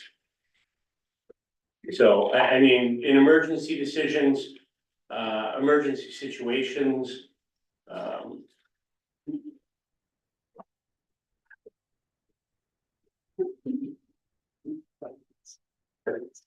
we have authority to make decisions affecting employees, equipment, and services in Oneida County departments. So, Okay, any other questions? Anybody? It's Scott. Oh, Billy Free. Hi, so I'm opened my email a few days ago and I'm like, what happened? If I was reading this resolution as just a path for unsolicited inquiries to go to the committee and just kind of clarify it. I know there's some other perceptions and noise out there, but if this is voted down no, what happens when the phone rings again? Just no one returns any calls? That's right, I don't, my whole process to this was to bring this to the county board to find out how the county board wants to handle it. Stephen states that, you know, it should be, you know, within the forestry department, and that's what this resolution is doing. Let the forestry department, they're well qualified to handle any of these. Right now, I'm getting the calls, Bob's getting calls, what are we supposed to do with it? Just say no. If you vote it down, that's basically to the next county board. Well, just a comment, I was here in 2018, the town of Lynn did not want mining with the way the technology was being presented, and I support that. If it was before me today and you were asking me to do some mining with the technology the way I know it, I'd vote no. But you also know I sit on the executive committee. And first of all, I appreciate everyone that turned out to come here today and taking time out of your day. It's clear by the emails and who's here today that they don't want mining in Oneida County now and maybe never. My challenge is, and many of you have sat in meetings that I've been at, is I'm looking for some revenue to sustain the demands on our infrastructure and our growing up here in Oneida County. And the revenue limits are preventing us from having the revenue to meet the needs that Oneida County needs. I hate to close out opportunities. I'm not gonna sell our soul to bring in extra money. I think we all are concerned for our environment. I think one of our goals we talked about over the years was leaving our positions here at the county, leaving the house in better order than what we came in on. I'm not saying, hey, let's go sell our souls and get a big chunk of money to meet some of the demands we have. But I'm confused because I don't want to rule out opportunities being presented that can be vetted. That might help us, and might be a win-win. As I know it today, it's not a win-win. You'd have to prove something different. But they used to take gallbladders out years ago. They used to have to cut you wide open and pull it out. Now they can stick a needle in and there's no scars in some circumstances. Would that be technology later to be able to do that? I don't know. There's a lot going on in the world today that I never thought would be going on when I was born. So if I vote yes, it's not to say yes to mining. It's to at least leave a door open and a process available to vet mining and other considerations that might come to the county. As far as I can understand, our forest crop is not sustainable as far as the revenue we've been counting on. And we'll only build on our challenge to find the revenues to maintain the services that we have in place. So thank you for clarifying what the resolutions are. And today's resolution isn't about approving mining. It's having a direction for somebody to go to with a committee that's capable of researching it. And that's years down the road, I believe, so, which Yes, you just kind of answered my question. I just wanna agree with Supervisor Freed about the whole future of everything instead of shutting it down, but I just wanna be clear that this is not to approve a mine. This is just to have somebody that answers the questions of unsolicited. And right now, we don't have a clear committee or department that answers that, correct? Correct. Now, the only question I have is how this all came about. Is this the correct way this came? And I know it's forestry and recreation. I am on that. I do represent the area, you know, close to the mining and everything. So I just want to make sure how I'm voting on this correctly. It's just to give them the department, forestry and recreation. They're the ones that are gonna answer any questions that come instead of you getting a phone call to come to Madison that you had no idea about. So that's what this resolution is for. It has nothing to do with actual approving a mine or anything. It's just giving somebody the authority to answer an email or a certified letter or a phone call. Just like I got in June. Okay, Scott. Rob Jensen. These are polarizing issues in however we vote today. Some people are going to have their opinion. Whether you might be breaking the trust of whatever. I've always operated that I need to have as much information as possible to become a knowledgeable decision maker. If we look back at the referendum that was passed, overwhelmingly no, and that was very site specific. And then when the resolution came forward in 2019, if I recall correctly, the board voted that down because we don't know the future. We don't know if there might be another site that might be better. And we didn't want to close the door to that. It doesn't mean you were pro mining. It doesn't mean you were against mining. There are people here that can say I'm pro mining or against mining. They don't know my opinion. My opinion is I need more information. And I guess possibly if this gets voted down, then maybe it should go to forestry to determine and they officially move something forward. But there's a lot I don't know about. You try to keep up on this. I agree with Supervisor Freed. What is the economic part of it? Granted, it's not gonna be for 100 years. But for those of us that are looking at the 2025 budget and beyond, we're gonna have to make probably significant cuts that cut services in Oneida County. And at what point do we need to look at other revenue sources? And I am not saying this is the best revenue source. I don't know. I mean, I read that email from one of the mining things. I have no idea what they mean, but there's technology now that they're underground and it comes out and it gets processed. I don't know. But I think probably should go back to forestry at some point, but there's just a lot here. And you know, I think that we can argue whether it was the process right. I think before us, we're just saying, when these come in, what should we do? And we need further direction. Maybe that needs to go back to the forestry department for consideration. So thank you. Any other comments?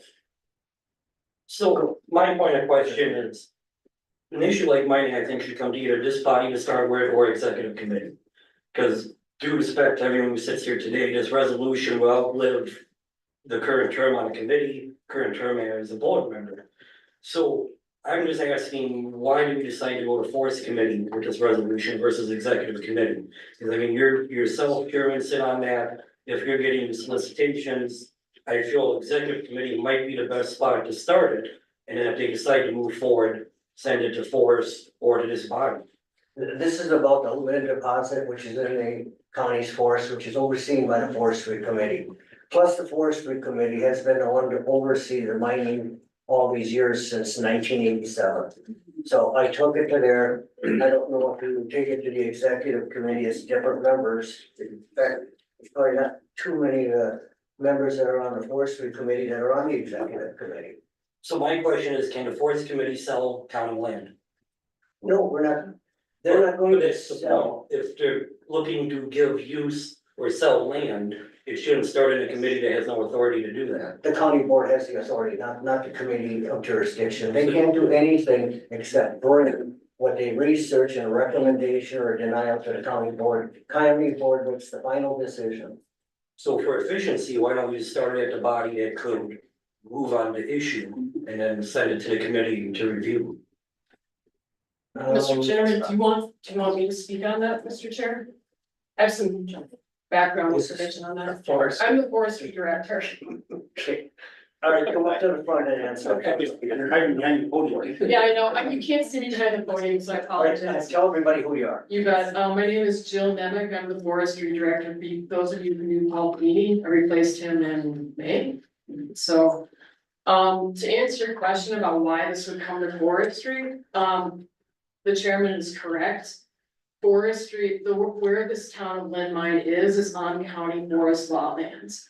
And we are dictated by statute to manage those lands, including any sort of inquiries about mining uses. If you guys wanna look it up, it's in chapter 2811. it does give the county board the authority to, get inquiries and decide on inquiries with public lands, county forest lands. It also gives the county the ability to decide if they wanna act on those inquiries, I'm trouble saying that word apparently. The thing that you have to consider when you get those inquiries is whether the use is compatible with the county forest law land. Per statute, chapter 2811, the primary use of county forest land is forest production, along with other associated uses that are secondary to that. And that could be like mining exploration, it could be wildlife habitat. Usually the stuff that we manage for goes hand in hand with forest production. Mining may or may not, depending on the practice. So at the time that you would evaluate, number one, if you did have an inquiry and you wanted to bring it forward, it would also require DNR approval. If that passed DNR approval, then it would go, if you did wanna explore mining, it would probably have to be withdrawn from county forest, depending on what the mining practice is. That would be, you'd have to research and figure out if it's actually compatible. If it's not compatible, you're withdrawing that land from county forest law, which is a pretty big process as well and requires state approval. That answer your question, Greg? Yes, it does, thank you, but I just like to point out, this resolution has nothing to do with Lynn. So I mean, it says Correct, county land. correct, yeah, correct. So that's my concern is, I don't want 1, 5, 100 solicitations going to this committee. If this body's just gonna say no, you know, so I think this body should be the starting point on any of these discussions. Because one, the amount of people who look at our agendas and actually come to meetings, there's a small portion of our population. Now you bring it down to the committee level, it's even a smaller one. So from a transparency issue, that's concerning to me. Two, from an efficiency point of view, why have, you know, you great folks on the committee and employees go through all this work just for it to die?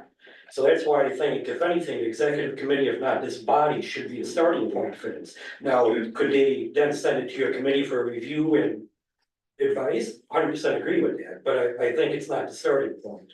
So that's why I'm not in favor of this resolution. I'm gonna have, Carl, you wanted something to say here before we deliberate some more? Yeah, I do not want to muddy the waters. Again, my name is Carl Jenrich. I'm the zoning director for Oneida County. I've been with the county for approximately 25, 27 years. But just to back up what Mr. Holowinski says, Forestry Committee is the appropriate committee for any type of mining in Oneida County. Oneida County is one of 5 or 6 counties in the state of Wisconsin that regulates metallic mining.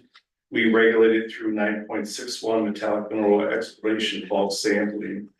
As part of that ordinance, under 9.61D, it states Oneida County Metallic Mining Local Impact Committee, and this is from state statute and is adopted as part of our code. And this is if an application ever does come into Oneida County for a metallic mine. It states the Oneida County Mining Oversight Local Impact Committee established under 2.39(2)(b) of the General Code of Oneida County shall be the local impact committee for non-ferrous metallic mining in Oneida County, and its formation action shall be as set forth in 2.39(2)(b) of the General Code and in accordance with Wisconsin Stats 293.33 and 293.41. And then under chapter 2, the county board rules and procedures, it talks about 2.39 forestry land and outdoor recreation committee is what that committee is supposed to do is paren 2, act as the mining oversight local impact committee and perform the following duties. Act as a liaison between the county board and the conservation UW extension committee, administration committee, and the planning and zoning committee in all matters pertaining to mineral exploration, prospecting, mining, and reclamation of mining resources located in the county. Such liaison responsibilities shall not be in place if continuing responsibilities above identified committees in their primary areas of jurisdiction shall continue. And again, B, act as the county's local impact committee pursuant to 293.33 Wisconsin statutes, which are the regulations that surround metallic mining. And that's all I wanted to add. Okay, Stephen.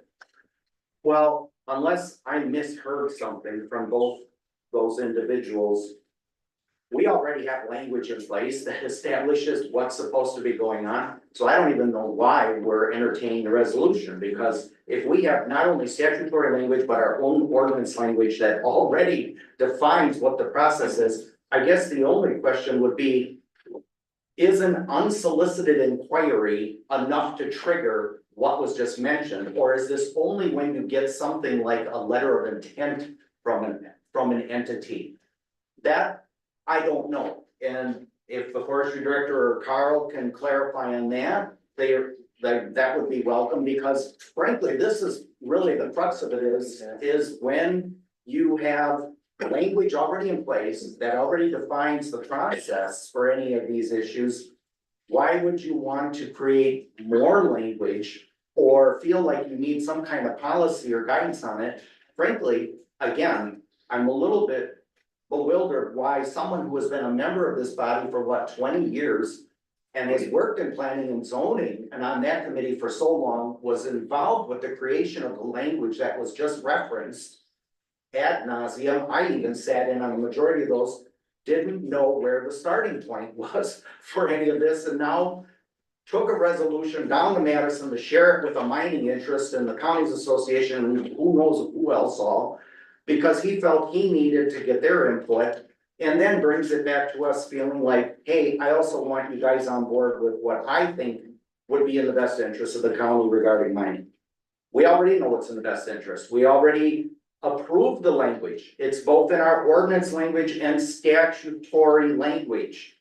As far as I know, this isn't gonna change any of what was just spelled out to us by the two individuals who just spoke, unless again, I misheard, or I'm misquoting something they just told us. Okay, so Stephen, I went down to Madison not to ask them that, I went down to Madison to tell them that I would be taking this to the county board before we have any further discussion. That's what I did in Madison. You can make up anything you want about this in my years on this board. This was to bring, because I'm sure if I went around this board and asked them prior to this meeting, nobody knew where we stand and where this solicitation should go. So my reason for this is to clarify, so everybody here understands. You can vote yes, and it'll go to the forestry department. You can vote no, and we'll just have to figure out who's gonna handle it down the road. You don't have to figure it out. You were just told who was gonna be responsible. Not before I made the resolution. I bet you most of you didn't know what we would do with it, so let's, no, Carl, you don't get to talk. So that's my vote. Can I talk? Nobody gets to talk in the audience. You had your 3 minutes of public comment. It's a county board meeting for the county board. Mitch? This is for corporate counsel to go along with what, everything that just happened. Legally, where do we stand the way we are right now? If somebody has an unsolicited, comes to Oneida County and nobody answers it, what's gonna happen? Do we have to have, like, nobody knows where the starting point is? Do we have that defined right now or not? Well, according to Stephen, it's in there and it's completely plain to him and understandable. Me, I wanna make sure everybody here understands that it's the forestry department that's gonna handle these things. And then we move on. Now, Corporation Counsel, can you answer that question? Well, so if a member of the public or business has an issue they want to bring before a specific committee, they can contact the committee chair, and the committee chair can determine if it's going to be put on the agenda. Bob? Okay.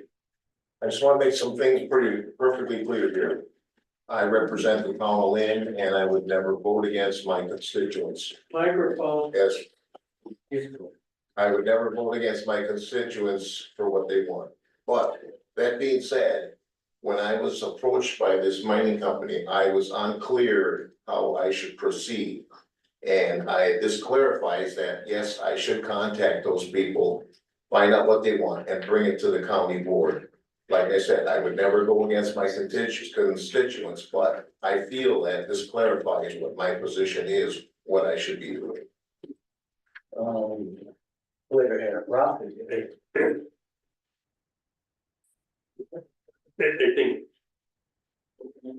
think it is confusing. So if we vote no, then what we're saying is the language that was presented by the forestry director and the planning and zoning director seems to indicate that it would go to forestry. The only thing that you have to decide on is, let's say I'm chair of the forestry committee and I got an unsolicited inquiry. I would say, we don't take unsolicited inquiries. You need to put it in writing, whatever that means. That might be the only directive that somehow that you need to know is, no, we don't take unsolicited, whatever solicited means, it's gotta come in a solicited manner. So I mean, I think we have a procedure in place, unless I'm missing something. Okay, any other comments? Go ahead, Lenore. Okay, thank you. The language of this resolution, everyone's read, it says to entertain unsolicited inquiries for exploration, etc., and county owned land following procedures set.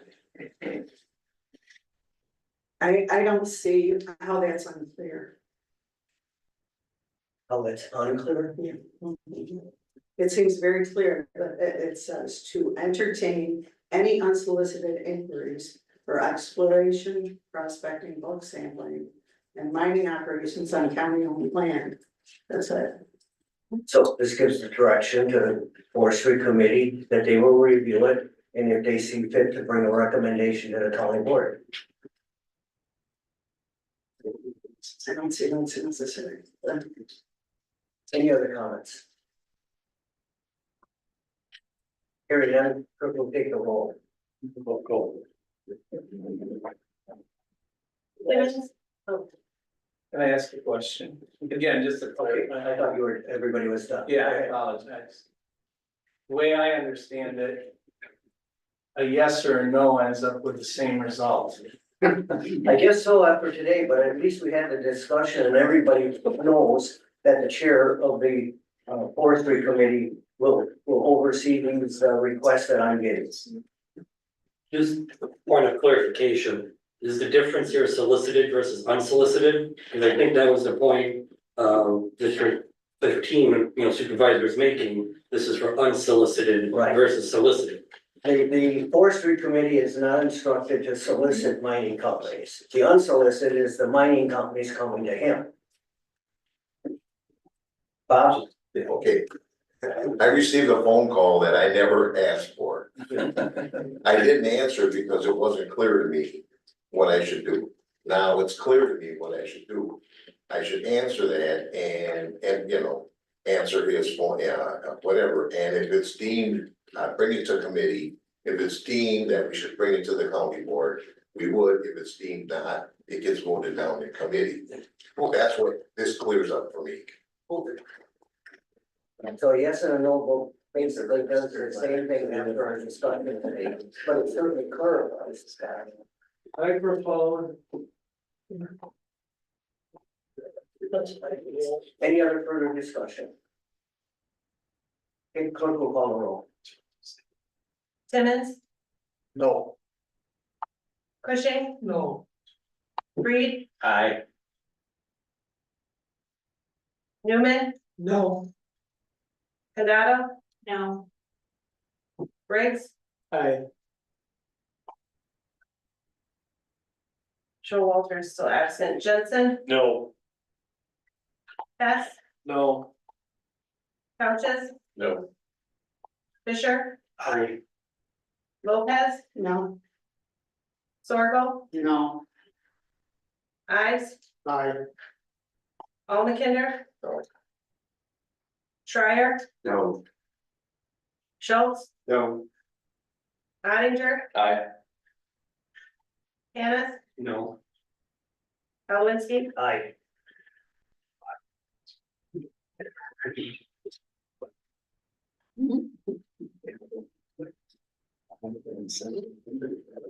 Six aye, 13 no, 2 absent. 6 aye, 13 no, 2 absent, resolution fails, but I think we cleared up what the forestry committee said. Okay. We will go on to resolution 76, 2020. We have order. you please move quietly?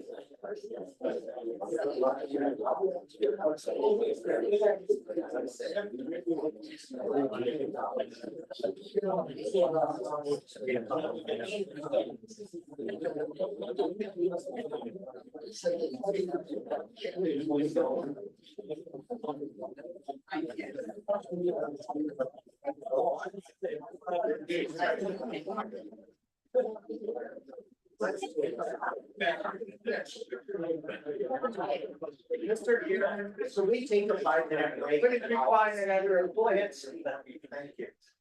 The meeting is still in session. We're gonna take a 5-minute recess till people. Tony board meeting, I don't want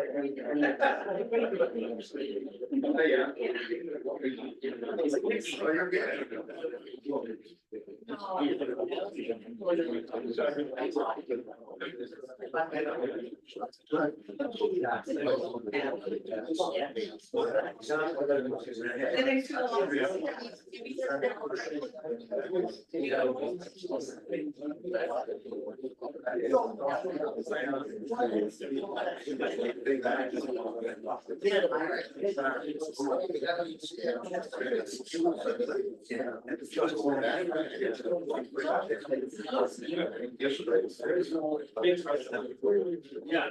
It's good to hear all of your mixed up stories.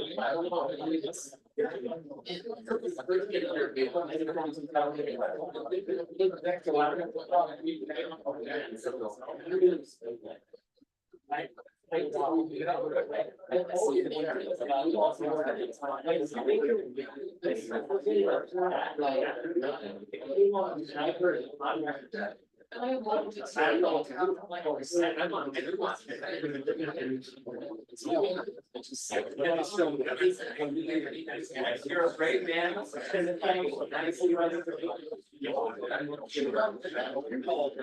Well, I stumbled, but anyway, I just saw that.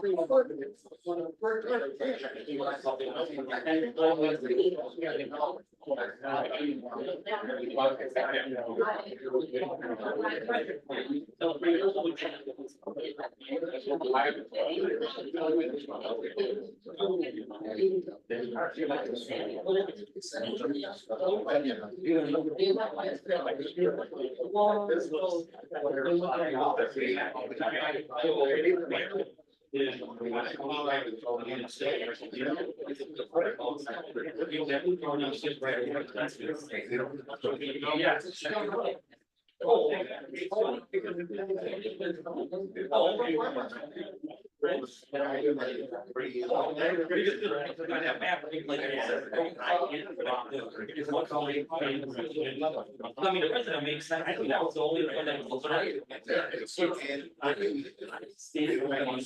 was across the street and he also was back.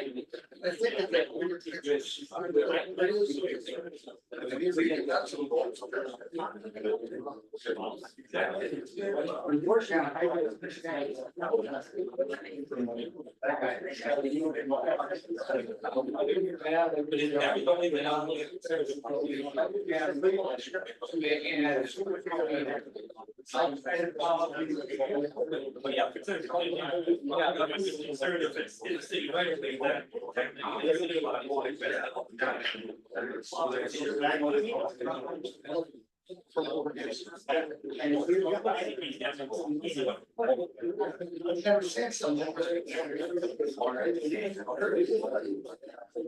I don't know if we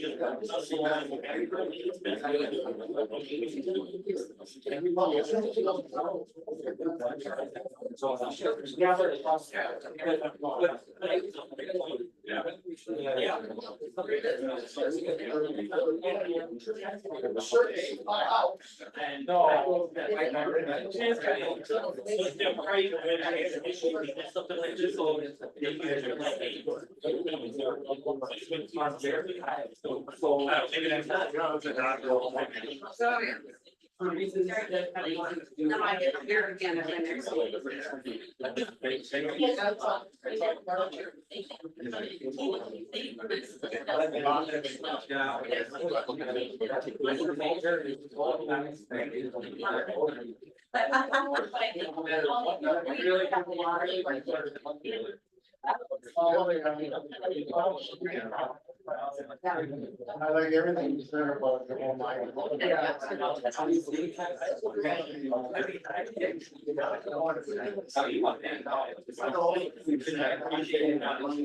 just think about all the technology we have now. Well, both of them are completely alive.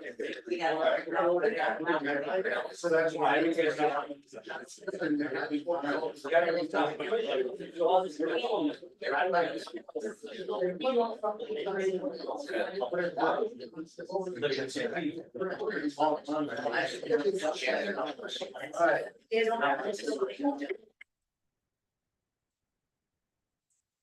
Onward. Let's get back.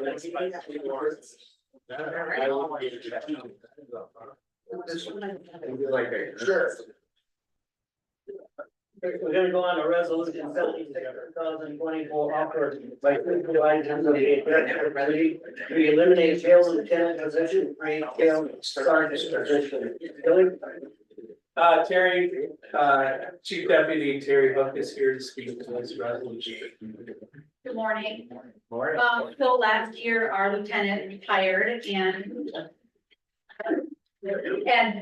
in the time that we've had since he's retired, we've looked at the way we staff the jail. And at this point, we believe that we need to take and turn that lieutenant's position to a sergeant's position because we actually need somebody working on the floor. And based on the age of our corrections officers, I'm sure that you all have been here and maybe some of you haven't, but we have approximately 25 corrections officers and approximately 13 are less than 2 years. Because we just had this big hiring extravaganza going on with them. So a lot of them are very young, and at this point, what we need is working sergeants on the floor to lead these corrections officers. And instead of having the lieutenant, which was primarily administrative management type of a position. So we came to the executive committee, we came to our committee first, public safety, and then we came to the executive committee, and we're asking that this lieutenant's position be changed. Well, it's gonna go away and then we're gonna create a sergeant's position. Yes, Do we have sergeants right now? we have 3 sergeants right now. We would be hiring 1 more sergeant that would make us, we've been at 5. We're about to go into a hiring process. So you don't have a sergeant for every shift right now? Correct. Okay. Okay, Billy Freeze. This might be more for Lisa. Just, I don't know if the question came up after committee, but, I was asked the question, why do we need to eliminate the jail lieutenant position? Why wouldn't we just leave that intact and not fill it? Is it? The position would stay on the wage schedule, but what you're doing is telling us that we can't hire one by saying it's eliminated and replacing it with a sergeant. So it makes more sense to word in the resolution to eliminate it. Dan's not in his head. Correct? Okay. It seems it's a lesser position than lieutenant position, correct? It is. Any other questions? Hey, hearing none, clerk will take the roll. Ives, Aye. Condado, Newman, Aye. Schreier, Aye. Timmons, Aye. Hess, Aye. Ottinger, Aye. Briggs, Aye. Reed, Aye.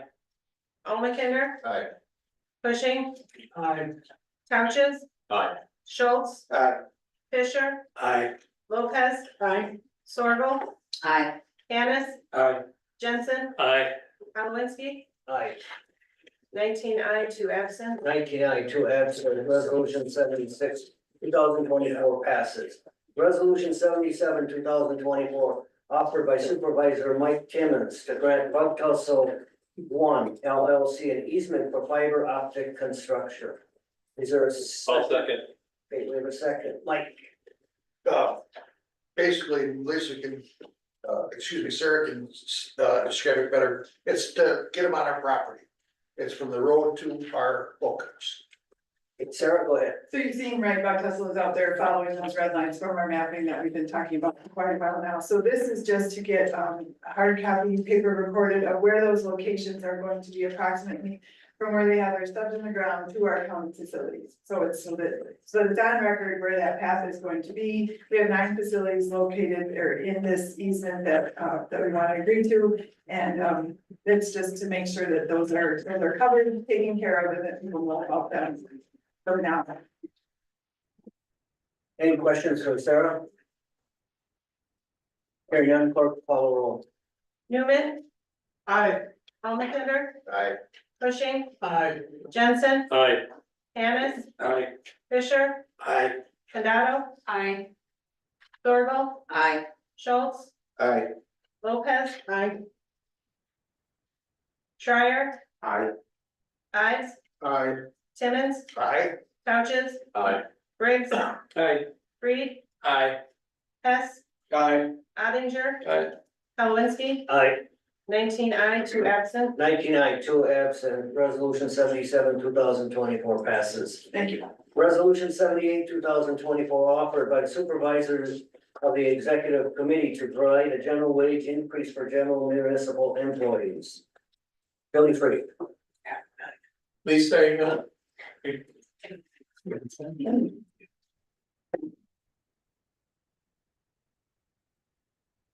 Every year, we look at wage increases and of course, health insurance increases.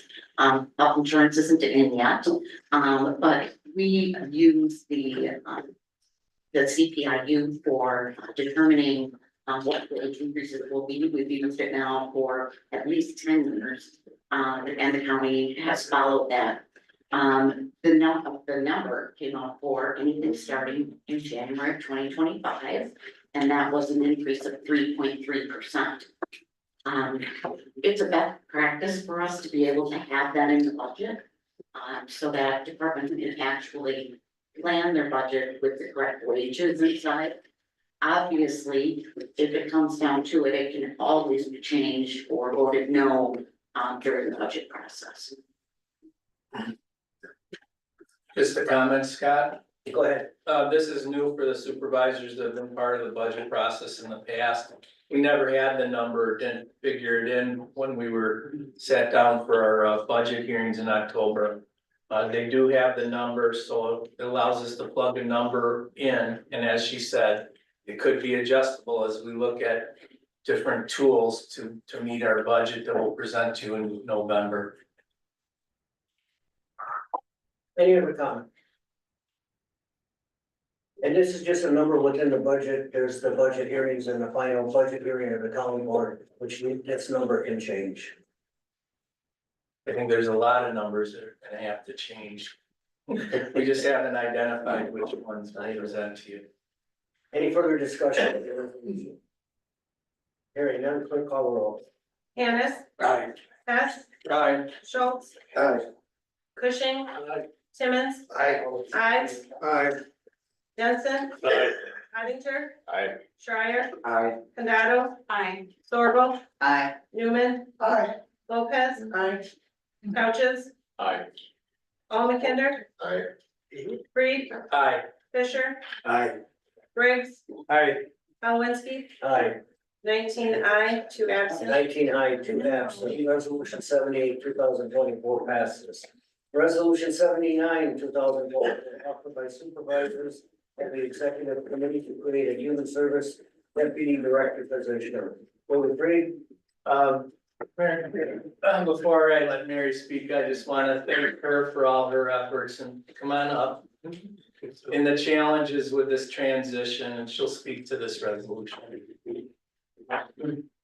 So as you all know, we're creating the Oneida County Human Service Department. That department, currently looks like it will have 106 FTE, within that department. So our request is to, add a new position of a deputy director. Currently, the Department of Social Services has a director, and I have an assistant director. That assistant director is a manager of a whole nother unit, that also takes on, the additional responsibility of being my assistant, for when I'm absent, when there's special projects, things like that, that need to be done. With a department the size of the Human Service Department, I really feel that that deputy or that assistant needs to be a full-time person, that's what they do. They assist in the administration of the department. They assist with meetings, funding, programs, staffing. It's a lot for one person to be covering all the time. And I that is necessary. I did send you the organizational chart for the new department. And in addition, I sent you the organizational chart for the Department of Social Services and the Human Service Center. So those two departments are coming together basically as the Oneida County Human Service Department. We are cutting or are not creating 6 positions that existed within the Human Service Center. Also, one of the positions that does exist at the Human Service Center will be a member of the Buildings and Grounds Department. And then requesting, again, the only additional position we're requesting is the deputy director position. So even with requesting that additional position, we're cutting 6 positions, between the 2 departments, to create the one. Rob, question? Yeah, and I chair the social service committee.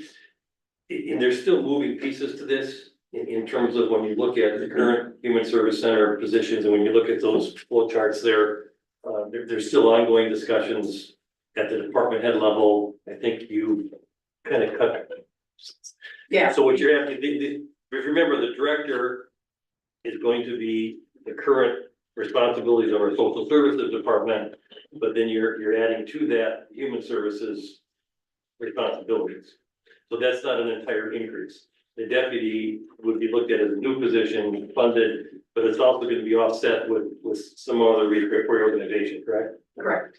Okay. So when you see that total across the line, it doesn't mean the budget's going up by that much. Right. Because they're still having discussions on that. But from my point of view, when you look at the size of that department, and this will be the largest department in Oneida County, and what you have 10 people reporting, the span of control for the director to have that kind of span of control without a deputy really doesn't make a lot of sense. So this is going to provide that assistant to the director and director giving responsibilities to the deputy director for the overall function of the Human Service Center. Any further discussion? Hearing none, clerk call roll. Briggs, Aye. Ives, Aye.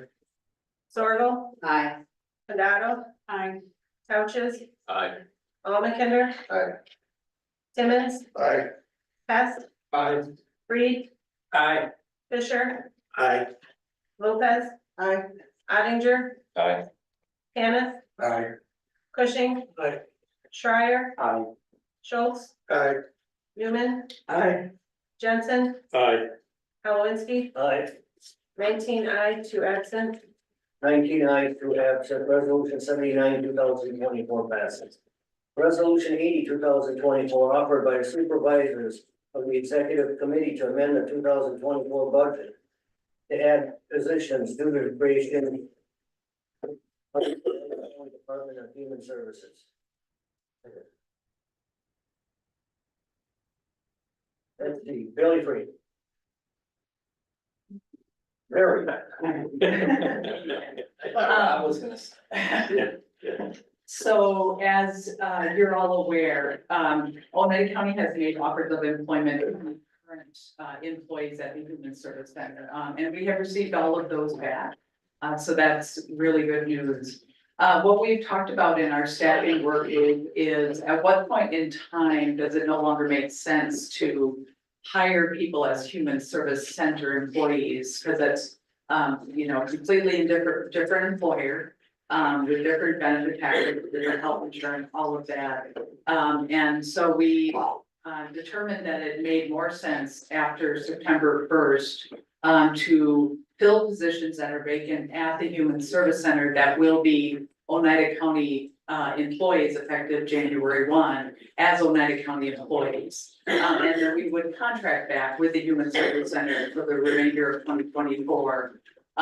So that the Human Service Center is still paying for those employees, but they're coming on as Oneida County employees. They have Oneida County benefits. There's no conversion or any change that needs to occur with those employees, at least for January 1. So this is no cost to Oneida County to do this. It just seems to make sense as we bring on new folks to fill our vacant positions at the Human Service Center. They're going to continue on as Oneida County employees.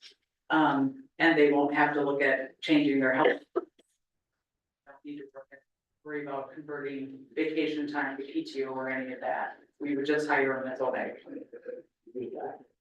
Any questions for Mary? Clerk will call roll. Hess, Aye. Ives, Aye. Reed.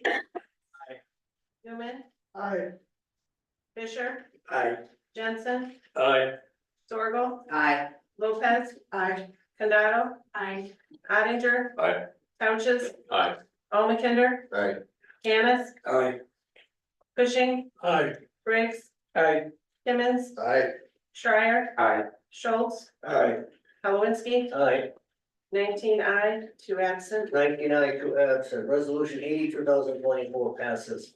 Resolution 81, 2024, offered by Supervisor Rob Jensen to amend the 2024 budget to make emergency capital repairs to the jail fire suppressant system. We need a second on that.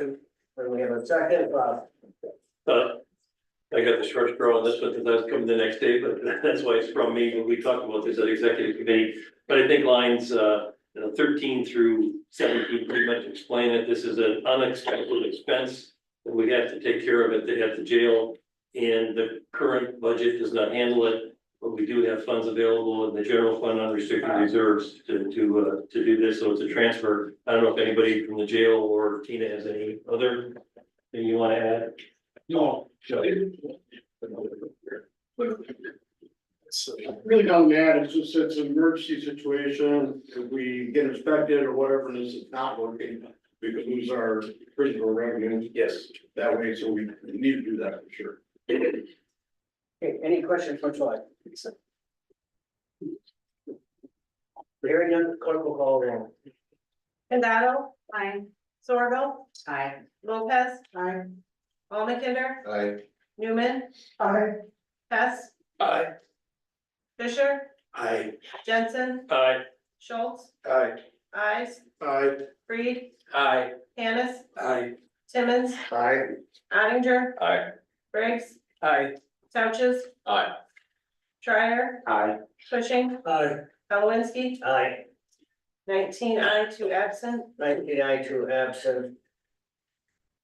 Resolution 81, 2024 passes. Resolution 82 to 2024 offered by the supervisors of the County Facilities Committee to use funds from the Buildings and Grounds Major Renovation Continuing Appropriations Account to fund the courthouse historic roof replacement project. Russ, are you? Yes, I'm the chair of that committee. The roof in the annex has been leaking for quite some time, so we did get a bid to replace it. They have money in their budget, correct, Troy? And we do have a bid and everything for it. So it's covered within your budget. Yes. Any questions? Okay, hearing none, clerk will call roll. Jensen. Aye. Reed. Aye. Lopez. Aye. Fisher. Aye. Canis. Aye. Couches, Aye. Ottinger. Aye. Condado. Aye. Briggs, Aye. Hess, Aye. Newman, I, Ives, Aye. Schreier, Aye. Almakinder, Aye. Sorgel, Aye. Timmons, Aye. Cushing, Aye. Schultz, Aye. Kolowinski. Aye. 19 aye, 2 absent. 19 aye, 2 absent, resolution 82, 2024 passes. Resolution 83, 2024, offered by Supervisor Rob Jensen to amend the 2024 budget to make emergency capital repairs to the Koinonia facility. We have a second on that. I'll second. We have a second, Rob? This came before the executive committee, but we couldn't get it to the board, I think, on time, whatever. As you know, we've had some issues with the Koinonia building, and we've determined that $200,000 will provide the needed repairs to continue to provide the service in 2025 that our clients expect. So my understanding is that this would do that. The money is not in the building and grounds budget at this time, so therefore we're looking at getting general fund unrestricted reserves of $200,000 to get the repairs made. So with that, if there's any other questions, if we're here. Any questions on the resolution? Stephen? Not a question, just a statement, and then you can certainly back what I'm saying, but you did talk with the county board chairs from the other two counties, and they do recognize and see Koinonia as an asset of Oneida County. And so I don't see that there's really any reason why we would not invest our funds into our asset. Yeah, technically, we own the building. Any other questions? Hearing none, clerk call the roll. Reed, Aye. Cushing, Aye. Hannah, Aye. Briggs, Aye. Ives, Aye. Almakinder. Aye. Schultz, Aye. Hess, Aye. Fisher, Aye. Newman, I, Ottinger. Aye. Jensen, Aye. Lopez, I, Timmons, Aye. Couches, Aye. Condado. Aye. Schreier, Aye. Sorgel, Aye. Kolowinski. Aye. 19 aye, 2 absent. 19 aye, 2 absent, resolution 83, 2024 passes. The next meeting date will be on September 17, 2024 at 9:30 a.m. And with that.